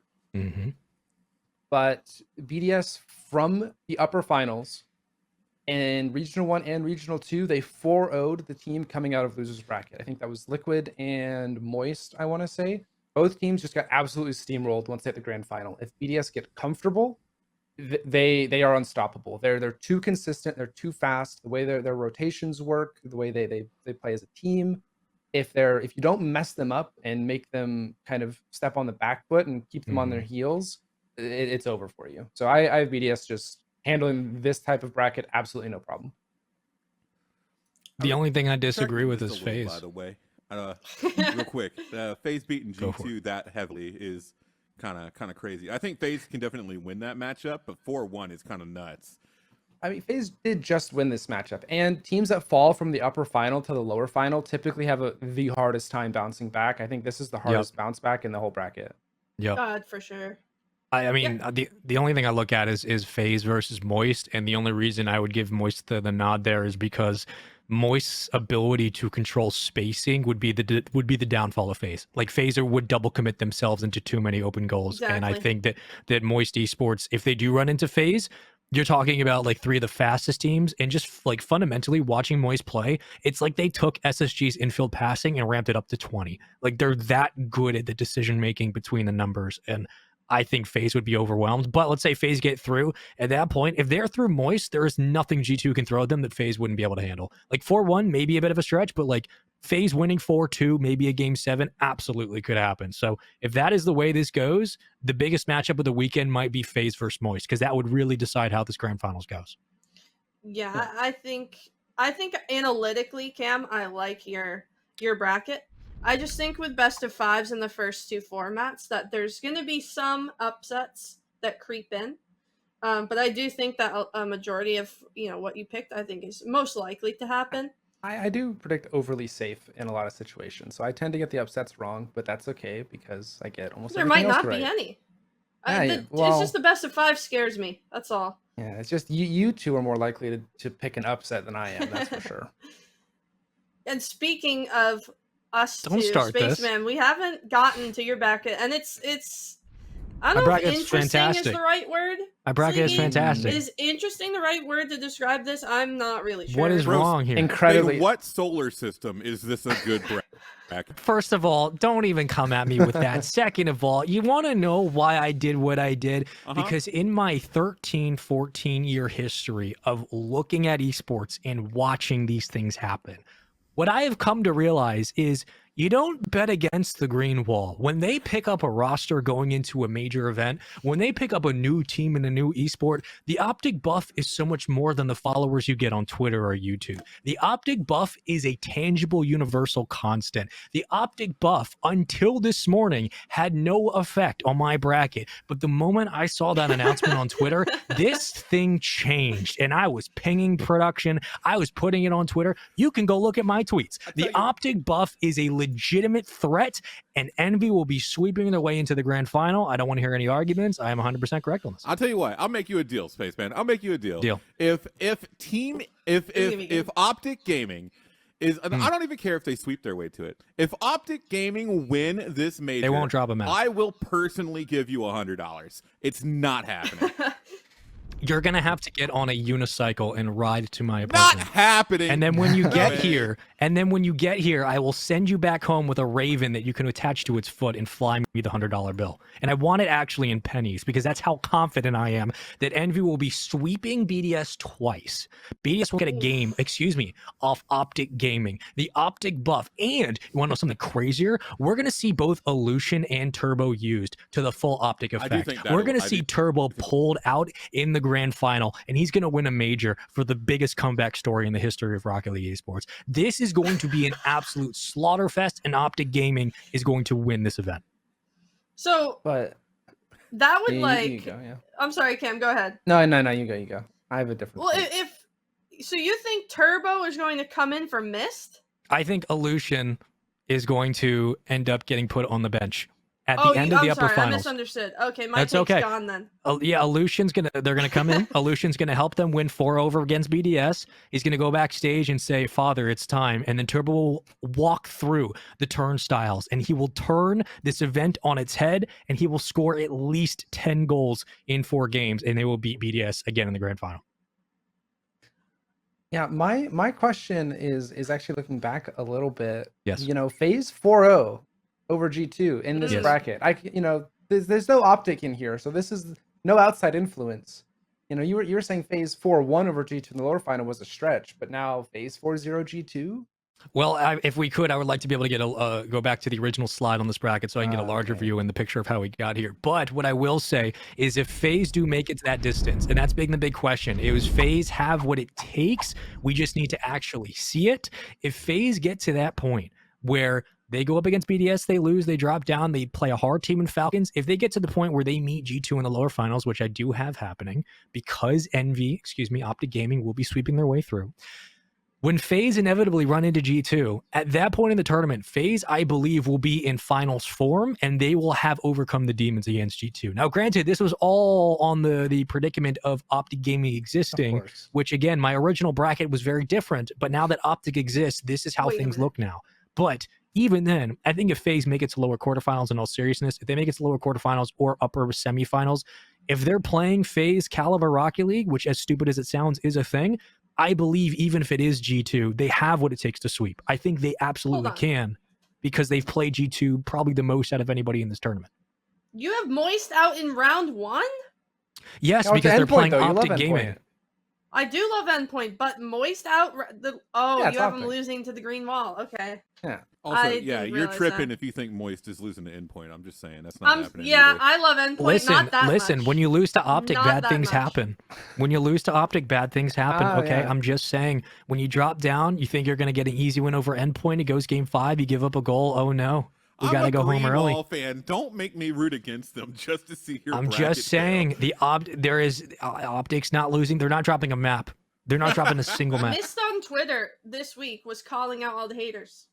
He was I'm saying telling like, "Where's the faith in our Envy roster? I'm seeing a ton of hate." So there it is. It's right there. that's some motivation. When people call out Twitter, sometimes it can go well.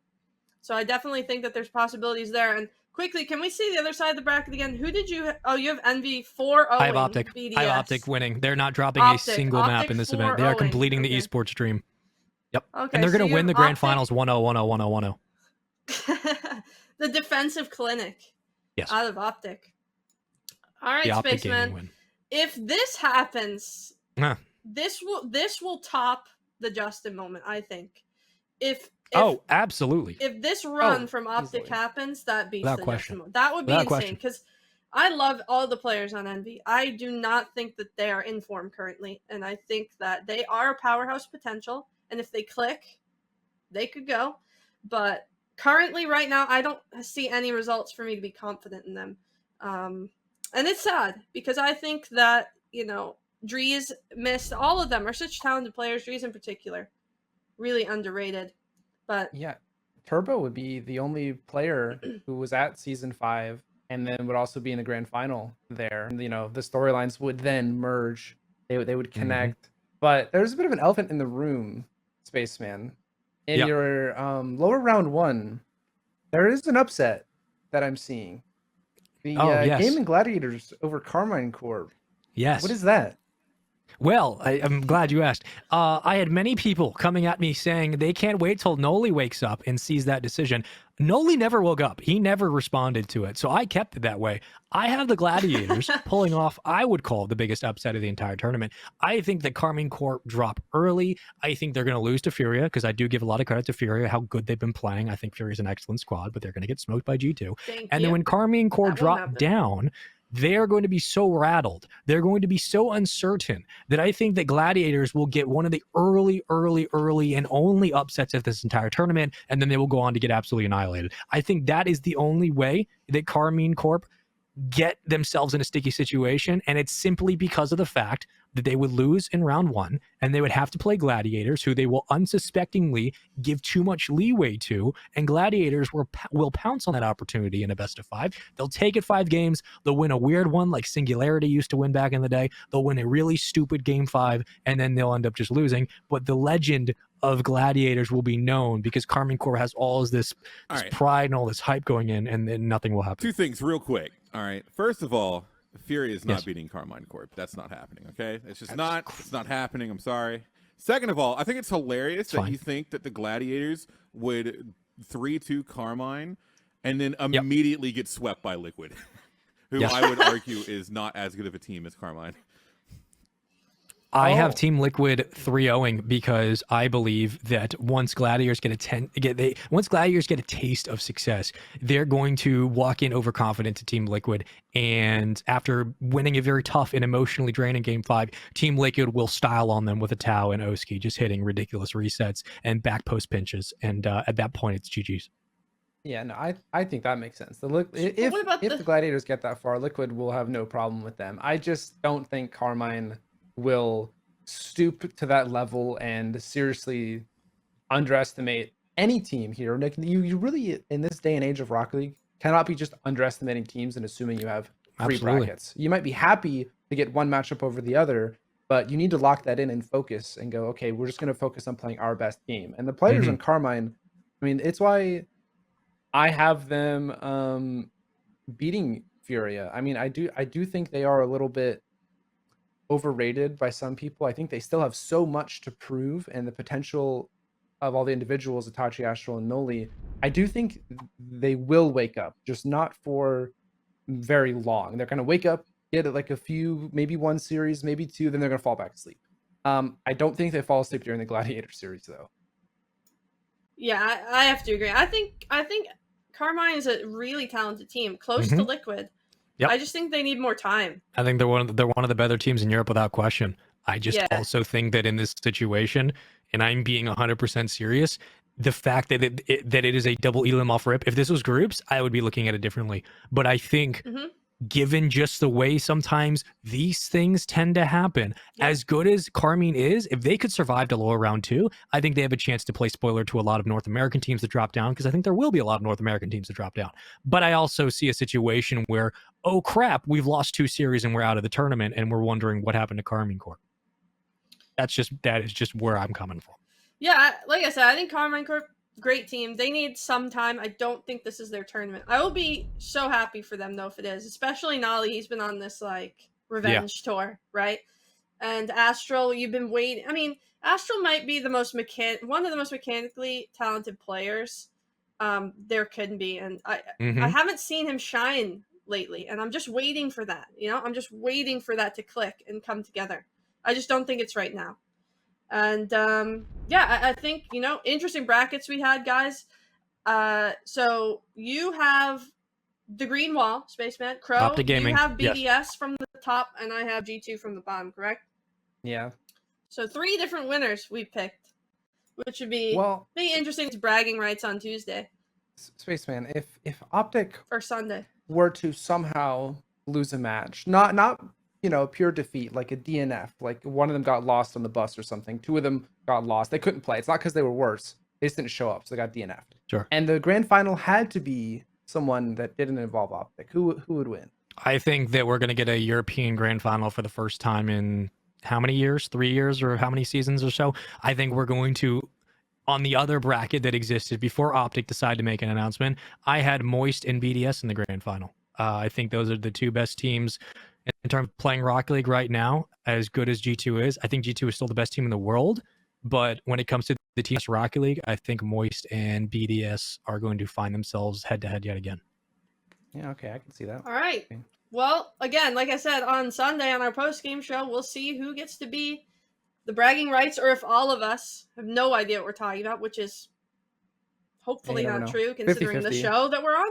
Hopefully we have somewhat of an idea of what we're talking about. Real quick, winning this major. I'm just going to say it on air. That way I can claim my victory when Sunday comes around. But V1's winning the major. Sleegers. Fair. I like it. We do have a caller on the line, though, so I think we're going to switch it up a bit. Check in on our callers. We got Cole from England here on the line. Cole, what's up, buddy? Hey guys, my name's Cole. Thank you so much for having me on the show. I'm a massive fan of all of you, especially that Spaceman guy, one of the best Rocket League players of all time. Shout out Spaceman. I just want to know, with NRG perfect sweeping Vitality at the full major and FaZe Clan perfect sweeping BDS at the winter major, my question is, which NA team is going to perfect sweep an EU team in London, and why will the team that gets perfect swept inevitably be Endpoint? Okay, Cole. Coming in hot with that one, just trashing my Endpoint team. Good. I mean, I think everyone knows my answer. Spaceman, I'm just going to let you handle this since you're like one of the best Rocket League players in the world. Clearly, yeah. I mean, I have the major championships and the 2-time world championships in the same season when it didn't make sense. The answer is Optic Gaming beating BDS. I had it on my bracket, and I'll reiterate that. It's Optic Gaming. They're not going to drop a single map, and when they play BDS in the grand final, they will sweep them. Okay? That's the answer. Crow, please hit me with something that might actually happen. And You not want some an fantasy actual realm. I mean, that was an reasonable answer? We need some brain cells. Well, I think I could do that. I would have FaZe probably. I think Who are they going to of all the teams in NA that could perfect sweep, I think it would be FaZe. But Which team? I don't know who to pick between Moist and Liquid. I know that sounds weird, but this is mechanics on mechanics, and if one team just completely gives up, it just becomes one-sided. The dam breaks and all the water just completely drowns the other team in mechanics. So I think maybe Liquid. I think maybe Liquid get to a certain point in the bracket, they meet FaZe, and they just aren't having a good day. They don't have it that day. FaZe maybe are at their peak. They're at peak FaZe performance, and they just absolutely crush Liquid. Maybe. Yeah, I think if I had to pick a team, gosh. Yeah, I think I have to go with FaZe sweeping European team. I kind of have to agree with Cam. I'm not really sure what European team I'd have Would to it be favor. Yeah, if FaZe play Endpoint, I do think that FaZe has a chance to sweep them. I don't think that they'll happen in the bracket. I do think that matchup for Endpoint in particular is extremely difficult. the reason I had Endpoint going so far is because they shouldn't have run into FaZe. They're on the opposite side, so they make it kind of far without that matchup. If they do match up, though, I think I'd have to go FaZe over Endpoint. So I actually agree with Cole, which is shocking to me, that I can't, because I don't think Carmine gets swept. I think Endpoint, just because I do think they're going to make a run, but I could see the opposite happening, where Relating Wave and Metza struggle to keep up mechanically, and, you know, maybe lose confidence, and FaZe just come in full confidence and are just rolling that day. You know what I mean? Because I feel like every NA team here is mechanically sound, and if they get the confidence, I think that they're going to roll through it. So yeah, Cole, thank you for the shout out. Thanks for the call. I'm going to shout you out as well. Cole does a great job on the RLCS shows. You'll catch him also at the Spring Major, and we appreciate his time. But now we're going to transition to a fun little segment we're going to try on the show called Shoot or Pass. I think essentially what we're doing is we're all going to ask each other questions. We're unfamiliar with what each other are going to ask. And if you shoot on the question, it's kind of like agreeing with it. And if you pass on the question, it's, you know, you don't agree with it. We're using a little Rocket League terminology here just to be nice and cute for all of the viewers out there. So in Shoot or Pass, I'm going to start with my questions because I have them here. My first question is, will Space Station finish outside of the top 8? And I'm going to go to you, Sleegi, first. Let these boys sit for a second, because I've been liking your hot takes so far, Sleegi, and I want to hear what you think. Space Station, outside top 8, inside top 8. What do you think? Yeah, I'm going to say shoot on this one. I don't think they make it into the top 8. I think that they're a really good team, and I think that they have a good chance to make it into the top 8, but just with their performances lately and how the team as a whole's been looking, and with how stacked this major is, I just don't see it happening, unfortunately. Right, Cam, you wanna take over here, and then we'll go to passing Sean? on this take.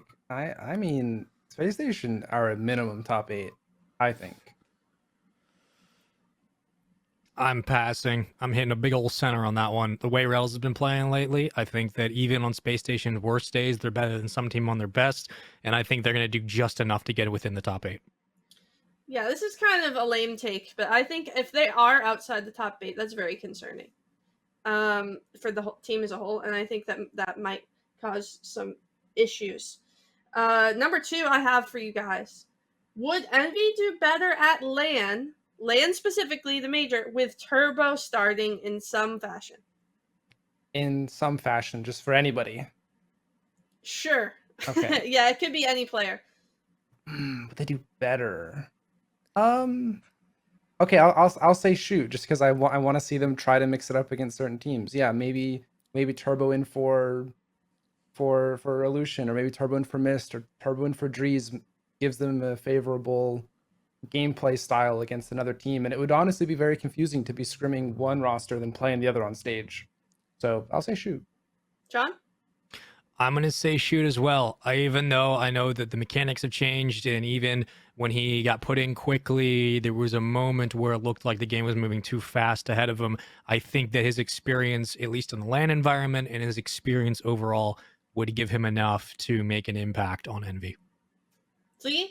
Yeah, I'm going to say shoot as well, and my reasoning is just, it's kind of a little bit of both, but mainly you can use Turbo tactically against a specific team that he is probably going to be able to play better against, and you talk about any sub, he is the most super of subs, so I think it would be beneficial to see him at least in a few games. All right, Crow, we're going to switch to you. You have some shooter pass questions that you want to ask us, so I'm going to leave you the floor. Yeah. I have one about a team that is not playing at this event. You can probably guess which one it is. But if NRG had qualified for London, would they win the whole thing? And I guess I'll start with you, Karma. What do you think? Yeah, shoot or pass? Well, I'm biased. I'll say that beforehand. So I think if they qualified for London, it would have been in some confident building fashion.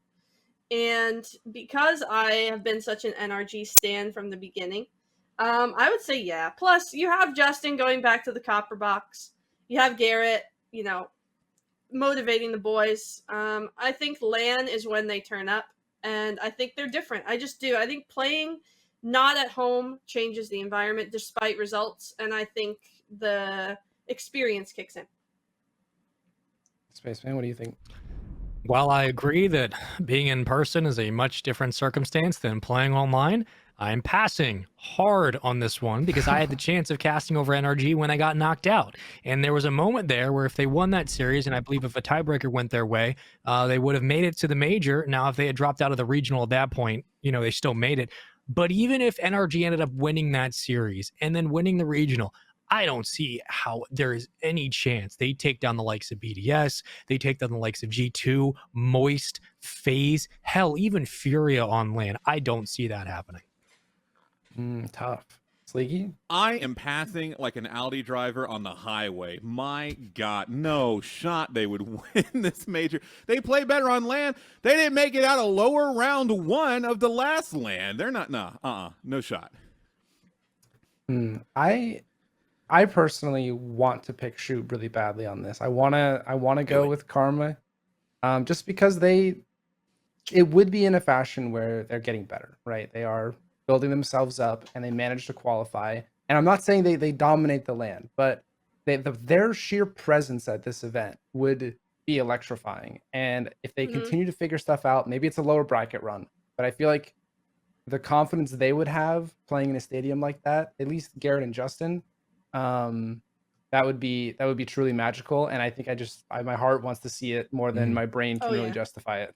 So, but yeah, my other question was going to be that there will be at least one best of 7 reverse sweep. Shoot or pass?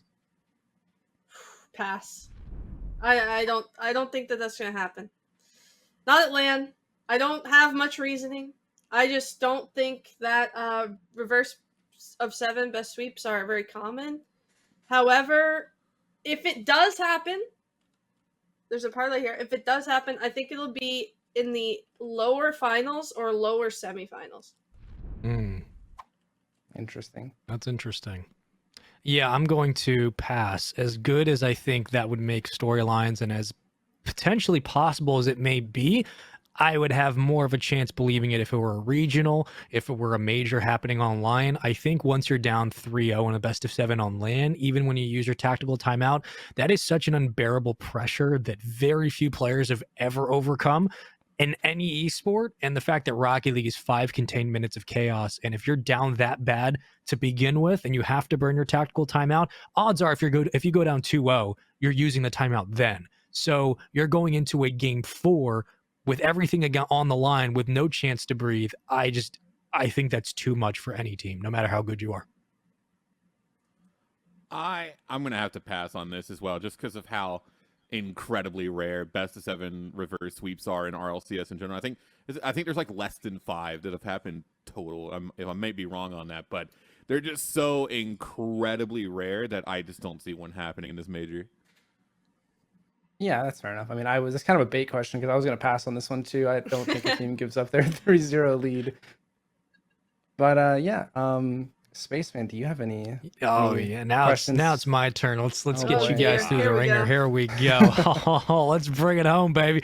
All right, let's kick off this first question, and this is similar to how we entered and continued on in the winter major. We saw Europe struggling quite a bit, and outside of Team K, so most of Europe's best dropped down early. I have a question for all of you, starting with you, Karma. 99% of the North American teams won't make it towards the weekend. They will follow in similar fashion to what Europe did in the winter major. Ooh, that would be highly disappointing if that happened. I'm gonna have to pass on this. I think NA is gonna show up. I think G2 are gonna show up. I think FaZe has an outside shot of really showing up. So I'm gonna have to pass on that. I think the boys are ready. I think that the hype is there. I do worry about AJ arriving the same day he's playing. That is a huge question mark to me. The stress and the travel that I've seen on social media this week is a concern. However, I think that with all these players practice, they're going to be ready to go. Crow? Yeah, I'm also passing on this one. I just don't see a world where NA's best don't at least show up at like far enough in the bracket. I do expect a pretty even split of teams from NA and EU to be sprinkled throughout the bracket a little bit. I don't think it's going to be very one-sided, this London event, even though there have been a lot of weird travel situations for NA teams. Sleegi. No, I have to pass. I think in a, I don't know. I don't, EU will better major overall. I'm not sure if EU win or if the majority of the NA teams are out before the weekend. Well, that kind of tees us up for the second and final question of Shooter Pass. Whoever wins this major will go on to win the World Championship at the end of the year. Kronovi, former world champion, world champion in general. What are you thinking? Pass, just hard pass. I think this major doesn't, of all the majors this season, this is the one that matters the least to me. I think the one at the very beginning of the season was so important because it was the first LAN in a long time and players wanted to prove right then and there. Yeah, we've been the best online and now we're the best in the world. But with the World Championship right around the corner, I feel like a lot of the top teams' eyes and heads are already focused on that event. They're already thinking about it. So if you lose this major, okay, so what? Big deal. You just go back to the drawing board a little bit, adjust a few things, show it for the World Championship. So no hard pass on this one. I would dare say that we are guaranteed that the winner of this doesn't win the World Championship. Oh, okay. Interesting. Yeah, I think for me, I'm also going to have to pass. I agree with Cam's mindset in the fact that a lot of teams are very cognizant of the fact that they've already qualified for the World Championship and that this is kind of like a practice run. And although I do think it would be massively confidence building for these teams, with Worlds being multiple months away, I think that is a factor. Mainly because, these teams that are hot can cool off. Teams that are cooling off can get hot. And I think that amount of time in between, and along with the pressure that comes with being, a world champion or getting to the stage, it's more pressure than previous Worlds, I would say. Even though I did say that winning World Championship is winning World Championship, having it switch to one now and doing this whole season with one goal in mind, I think changes things. And I think that, just pass. Yeah, gonna have to be a hard pass from me. And there's been a couple of good points, like it being a little bit away. Like some teams who've already qualified for Worlds maybe not taking this major as seriously. But for me, the biggest thing is it's like 2 weeks long. It's a lot. There's a lot going on over there, and it's so many opportunities for a team to find their stride and run with it. And that also means there's so many opportunities for a team to make a brutal mistake, even if it is a G2 or a BDS or there's just so much that's going to be on the line during those 2 weeks that I really don't think that this single major is going to be a massive indicator as to who's going to be able to take the whole thing. All right, guys, I like it. That is a Shooter Pass segment. Hope you enjoyed. We do have a caller on the line, so I think I'm going to switch things up again. Johnny Boy, I don't want to leave him waiting. The Scottish don't have much patience. So I think we should quickly swing in and visit our friend here in Scotland. Johnny Boy. Hey guys, Johnny Boy here. I've got a bit of a challenge for you guys. So as we all know from London Season 5, the UK crowd is very good at coming up with silly and funny chants about players and teams. And we're looking forward to hopefully getting more of that at the upcoming major. So my challenge to you guys is to come up with a chant right now about a team or a player or something else that will be happening at the upcoming London major. Good luck. Oh man, Johnny putting us on the spot like that to come up with some chant. I will say, I hope the Metsonorus chant comes back, and I kind of, it's like guaranteed that it will, but I really love the Metsonorus chant. He's asking NA people to come up with the chants. We're historically terrible at this, at least in Rocket League. True. And he knows it. This is a cruel trick, honestly. But if we had to make one, immediately my thoughts went to Optic, right? Just the hype. If I was there, the chants, that's probably the team I'd want to chant for. And green wall, the wall does rhyme with a lot of things. Easy. Yeah. Easy. Small. tall. Yeah. I see what you're saying there. Green wall, they're tall, first to the ball. Hey, that's not bad. We That's just need one more not line. We bad. need one more line, and the crowd can say it. They'll win it all. They'll win it all. Okay, there we go. Boom, we got it. That was so easy. We're so good. Good job, team. We did it. So what was it, cheating? Green wall. They're so tall. They're fast to the ball. They'll win it all. I like that. So bad. What? Okay, Spaceman. Let's see you. Yeah, let's see Spaceman. you No, on I'm that. just Let's go. listen. Second What cheer you here. gotta get creative. I have seen my fair share of European London crowds. Okay, Call of Duty has had them for years. When a player was starting to get sweaty and turn up, we would say, let's say for example, if it was Justin, if Justin turned up, we would say Justin's in the shower, la la la la, and you just keep that going forever. So if a player gets absolutely heated, you got to get that frequency going of like you're singing a song and throwing stuff around. It's great, but Yeah. Greenwald does around with a lot, so I can't be mad at you. Okay. Yeah, Europe is so good at chants. Like when I watch European football, which is pretty frequent nowadays, their chants in the crowd are so funny. They're great. One of the great ones was like Garrett G. He scores when he wants. Like that's a great chant. So Yeah. I'm really looking forward to the crowd. I did want to ask you guys. I'll hold my question.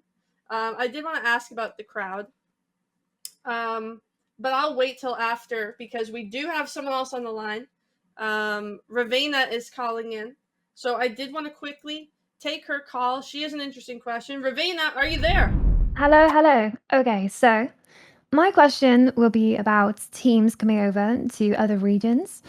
And I think it's relevant because before the LAN, obviously, a lot of teams come over. Some come over within a few days, and some come over within, weeks before. We see Power, I think, coming over 2 weeks before, well into London. And I think it's an interesting situation because you finally have a LAN where everybody's is on similar ground. It's very fair, and teams can finally show what they're worth. But you take a team like Power from Australia, for instance, and they're only able to play against Australian teams, especially in ranked and stuff too. So in a way, they can only ever be as good as other Australian teams can compete with them, essentially. Do you think the teams would benefit a lot more if during off seasons and just sometimes during regular seasons even, they would move over to other regions to practice against other larger regions or major regions such as EU and NA? Interesting question. Should teams consider moving? Similarly, I don't think she specifically said it, but I am going to reference complexity here because I think it's the only time, other than Turbo, that we've had a cross-region exchange. So yeah, Spaceman, I'm going to throw to you first. What do you think teams should do about the discrepancies in region? Do you think, what Ravenna said? Should they move? Should they stay? Yeah, this is actually a really complicated question because I think there are correct answers on both sides of saying yes and no. I think that it absolutely becomes when a team has access to other regions in which they can compete. You look at complexity being the biggest factor of that, the benefactor, the dividends that practice and that scrim that paid off when they were trying to compete for top six and they had to play every single major North American team to make the top six and how they've been able to sustain themselves and find stability. Yes, it does make a huge difference in being able to move outside of your sample size from a team in Oceania region, from a team in APAC, from a team in Asia, from a team in Europe before Europe became a powerhouse of esports outside of CSGO. That was a big question mark, was should we move our rosters to where the competition is? And yes, it absolutely works. You can look at the numbers, you can look at the results, you can look at the fact that the esports has grown. It absolutely works. But the problem is that it's just not always sometimes logistically available to rosters. So while I think it's great, and while if you have the resources to do so, to relocate, it's absolutely vital.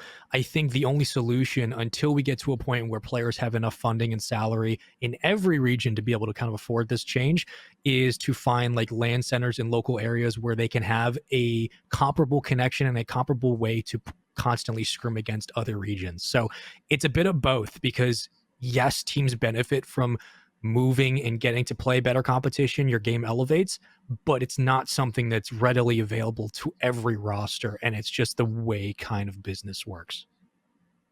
Yeah, I mean, not everyone can do it. I mean, it's a great question because it's something that I've been thinking about that would really help minor regions really improve and step up to the level that they need to be at for these majors.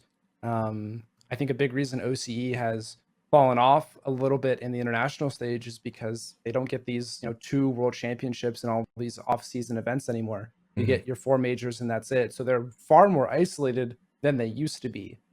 And they don't get to, practice their skills against the other like major regions that have just been performing better lately. But I actually think APAC could really catch up and get up to speed if they could find the logistics, even though it's difficult, to boot camp in either NA or EU for, let's say, a month, right? And that requires a lot of resources, a lot of support from an organization of some kind. But if they were to do that, I would be very surprised if they didn't improve rapidly and get up to speed and really have just more shots at taking down names instead of just going back to their servers and waiting 10 minutes to find a game that isn't even like an SSL game because there just aren't enough high-level players in their region yet.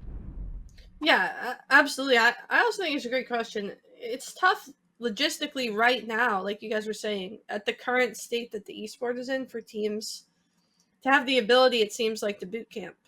And I do believe Psyonix is giving a lot of time before majors for teams to get there. And we kind of touched on this earlier.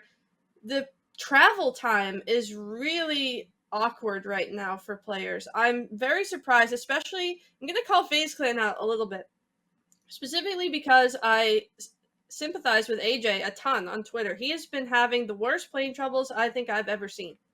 And FaZe is an organization, correct me if I'm wrong, is $1 billion company. They're publicly traded. And they don't have their team there beforehand boot camping. It's last second to the point where he might arrive late. Is really worrisome to me. And I don't have information on this. So I will preface this by saying I could be completely wrong. Yeah, it how could much have been of a this is on logistical issue or FaZe anything. versus like the airline itself? It could just be the airline's fault and the flight was, Yeah, but booked it's well more the beforehand. timing of it. You know what I mean? Like, I feel like True. FaZe should already be there a week ahead of time, not Yeah. showing up and playing LAN same day. There is a certain window in which players are given time to obviously get to an event earlier. Now, granted, windows exist as they do, and there's always going to be both travel issues and whether you're coming from overseas, visa issues and things. There's always going to be just variables to go into. How cleanly can you get from where you are to where you need to be? So that exists for all teams. But at the end of the day, as I think there are definitely times to call out organizations and be like, you have to be at least a little bit more on top of getting your players in position to be as successful as they need to be for that weekend.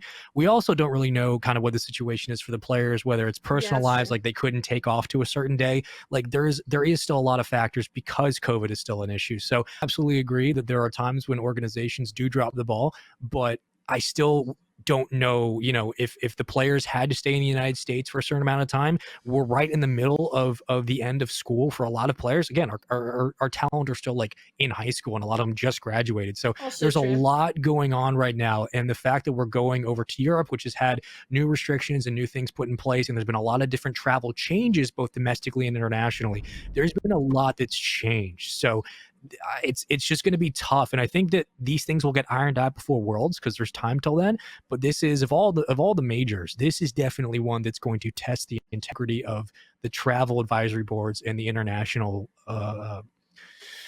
I guess best way to put this is the international waters outside of the land itself. Like how easy is it to get teams into specific locations as quickly as possible? So it's just going to be a lot of variables that behind the scenes we will never know about, and we can only speculate. But this is the best time to figure it out because we got Worlds coming up, and you don't want to be late for that. Yeah, that's true. There's a lot of things going on externally from Rocket League that I try to forget about that have factors into travel time and stuff like that, which is a very good point. And here, as we wind down, transitioning here into our final thoughts, guys, something I wanted to ask you earlier, but I held off a bit. I want to propose a question now, is how big of a factor do you think that the European crowd is going to be this LAN? We know how much of a factor the NA crowd was. Specifically, I think current Moist, old Queso, really fed off of the negative energy that they were receiving from the crowd. They seem to embrace it and use it to fuel themselves into the tournament, perform the way they did. And anytime they got booed, you saw Vatira, with his hands up. He's like, yeah, come on, keep booing me. And now it's almost the flip. They're going to be cheered and welcomed. And I just wanted to hear your thoughts, guys. We'll start with you, Cam. Crowd a factor, yay or nay?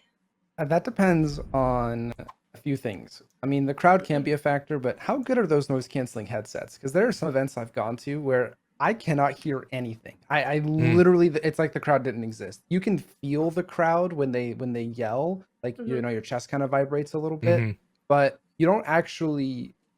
When you're in the game, sometimes you actually just don't hear the crowd at all. So if they have very fancy good headsets, or you know, if you're very focused on the game, you might not be paying attention to it. I mean, maybe the Moist players will be paying extra attention to the crowd, and maybe the reverse case will happen where the positive energy makes them play worse, and they need that negative energy to fight against.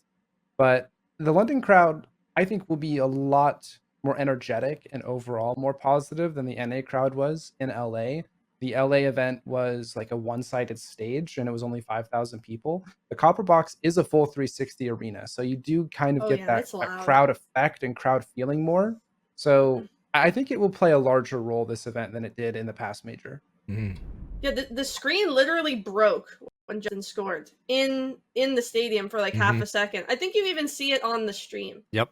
So I just think, Spaceman, do you have anything to add, or do you pretty much agree there? I mean, I think that crowds always play somewhat of a factor, but I'm actually in the camp that, and I could be completely off base here, I don't think that in Rocket League crowds matter as much as people might think, because the game moves so quickly, and because, like Kronovi said, not only has the technology gotten better, but between comms and game style and everything, you're locked in nonstop for 5 minutes. This isn't like an FPS where there's time to kind of slow down, and like in clutch situations that you work with the clock, you work with numbers, and you can kind of formulate between rounds. This is nonstop for 5 minutes. And like you can get hyped after a game and get really excited, but after that, there's no stop time. You get right back in, it's another 5 minutes of chaos without a break. So yeah, crowds always have a factor in any live event, of course, but I don't think it's as big as people necessarily make it out to be. No matter how good London is, Rocket League doesn't really work the same way as other esports.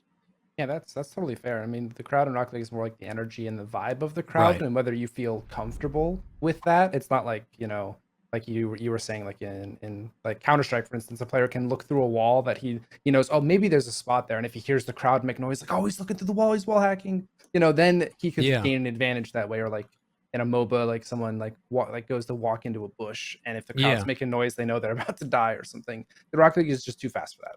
Yeah, and the momentum can swing that way too. Like if a crowd's making noise in an FPS, and like, you know, it's whether it's in a hard point or like in Counter-Strike, like a big round, the crowd's screaming and you guys are on your game, the other team feels that. Like, and again, it may not be as big of a factor as I'm making it out to be, but there is a difference between when you can kind of take your time in the middle of a game of esports versus Rocket League, where it's just there's 5 minutes and nothing stops. There is no pause, there is no slowdown, there's no time to like go through a strat where you have to play catch up and you've got a team like whacked out of their mind. It's just 5 minutes locked in chasing the balls. So I mean, it could be a factor, but it's just Rocket League is just a very unique esport, and I don't know how big it will be.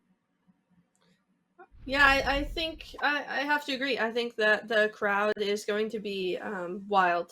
I think Europe is going to show up. I think the Copper Box, if I'm remembering right, was the loudest esports stadium I've been to. It was insane. The fact that it's 360, the fact that the venue isn't that tall. It looks huge from the outside, but when you're inside, it's packed with seats that are close to ground level. And with the stage, it's close to the crowds. Like, it's not like, I don't know how to explain it. When I visualize like a football stadium, the football, like NFL football, it's right there. That's how the Copper Box is. Very, very close seating. So I think the crowd is going to be a huge factor. And I'm really looking forward to the production side of things from Sonics with how well they handled LA. I just wanted to ask you guys again, do you think that, you know, we're going to see that same level of production? Because London is a bit tougher to do. Because LA's like that glammy sun all the time, beachy weather. London's kind of like where I live, where the weather changes every 5 minutes. So I'm interested to see, you know, what Sonics brings from that aspect. I mean, who knows? I expect their production to be top notch. It's been getting better and better, but I am waiting to see if it will feel as magical watching the stream as it was sitting there in the row in London itself way back when. I cannot stop myself from just comparing with my nostalgia glasses on, looking through these rose-tinted glasses way back when to season 5. I'm almost like setting myself up to be disappointed, but so be it. I'm just there to watch some Rocket League, but will it feels magical? I don't know. Yeah, it's tough. I don't know. I think it's so hard, as like we got the question earlier from Stumpy about the expectations. It's so hard not to want it to be as good. Even though my brain knows that it's probably not going to live up to it. Just the arena itself from when I was there, even if Justin didn't hit the shot he did, I thought was just a wild event. It had the cherry on top ending, which I think made it so special. But just the event and arena itself, the location, there's something. I had never been to London before, so that was part of it. But I just think that London is beautiful, and I think the Copper Box is the perfect place for Rocket League, and I kind of hope it becomes a tradition because it's just perfectly suited for the crowd, you know? Yeah, So a yearly event at the Copper Box would be pretty cool, and especially if crazy things keep happening, right? It just like suddenly it's this place where crazy goals happen. It's like Disneyland where magic happens, you know, but like for the Copper Box. Spaceman, you have any final thoughts before we wrap things up about this major for you? No, I think that, you know, the production's going to kill it like they've been doing forever. And the positives that were in LA were the desk, the content segments they came up with, and just everybody being back. And that's the same thing. Like, we go from a LAN where everybody's back to a LAN where everybody's back in the Copper Box, which is great. And to kind of close us off, there are going to be people there for the first time, and this is like their first Rocket League event. This is their first time in London, and they're going to get those, maybe not the caliber of the Justin goal, but they're going to get those Justin goal moments that made the first Copper Box so special, and they're going to get their version of that. So to us, it'll be like, you know, it's never going to top the ultimate storyboard that like God wrote. We have that perspective, but for them, this is going to be their version of that London event, and that's what's going to make it really good and really cool for a lot of fans. So I'm just excited to see it. Yeah, Same. Excited. I'm waiting to see the bow that gets wrapped up in all these storylines heading in. It'll be an awesome post-game show. So speaking of which, guys, if you aren't aware, we are doing a live post-game show after Championship Sunday. So be sure to tune in for that. This version we did do no live calls. We featured community people. But if you were interested in joining, make sure to join our Discord, which you can find in the chat. Our Twitters will also be listed, our socials, at the end of the show. So be sure to check that out as well. And hopefully you guys enjoyed. This is our first show, so we are getting used to it. And, you know, we're doing our best. I thought that you guys did great. I want to thank you for joining me. And any final words you guys want to add? I mean, you know, shout out to y'all. Shout out to Sleegi and Christine, you know, y'all holding it down, making sure everything goes smoothly. And, you know, I'm just appreciative for everybody watching. And I really look forward to the post-game show on Sunday, where we can get even more opinions and find out which takes were hot and which takes were not. Yeah, absolutely. I also am looking forward to hopefully bringing on some viewers live from the Discord. I'm interested to see your opinions on the major chat and what you guys think. Again, our goal here is to create a community hub, basically, for all the diehard Rocket League people. A place for us to all come and chat and give our opinions. And hopefully we get that running here. So shout out to Christine, shout out to Sleegi. Thank you guys for contributing. Thank you for being here. Sean and Cam, I appreciate it. And thank you to chat for showing up. Thanks for watching. And this is Off the Post, signing out.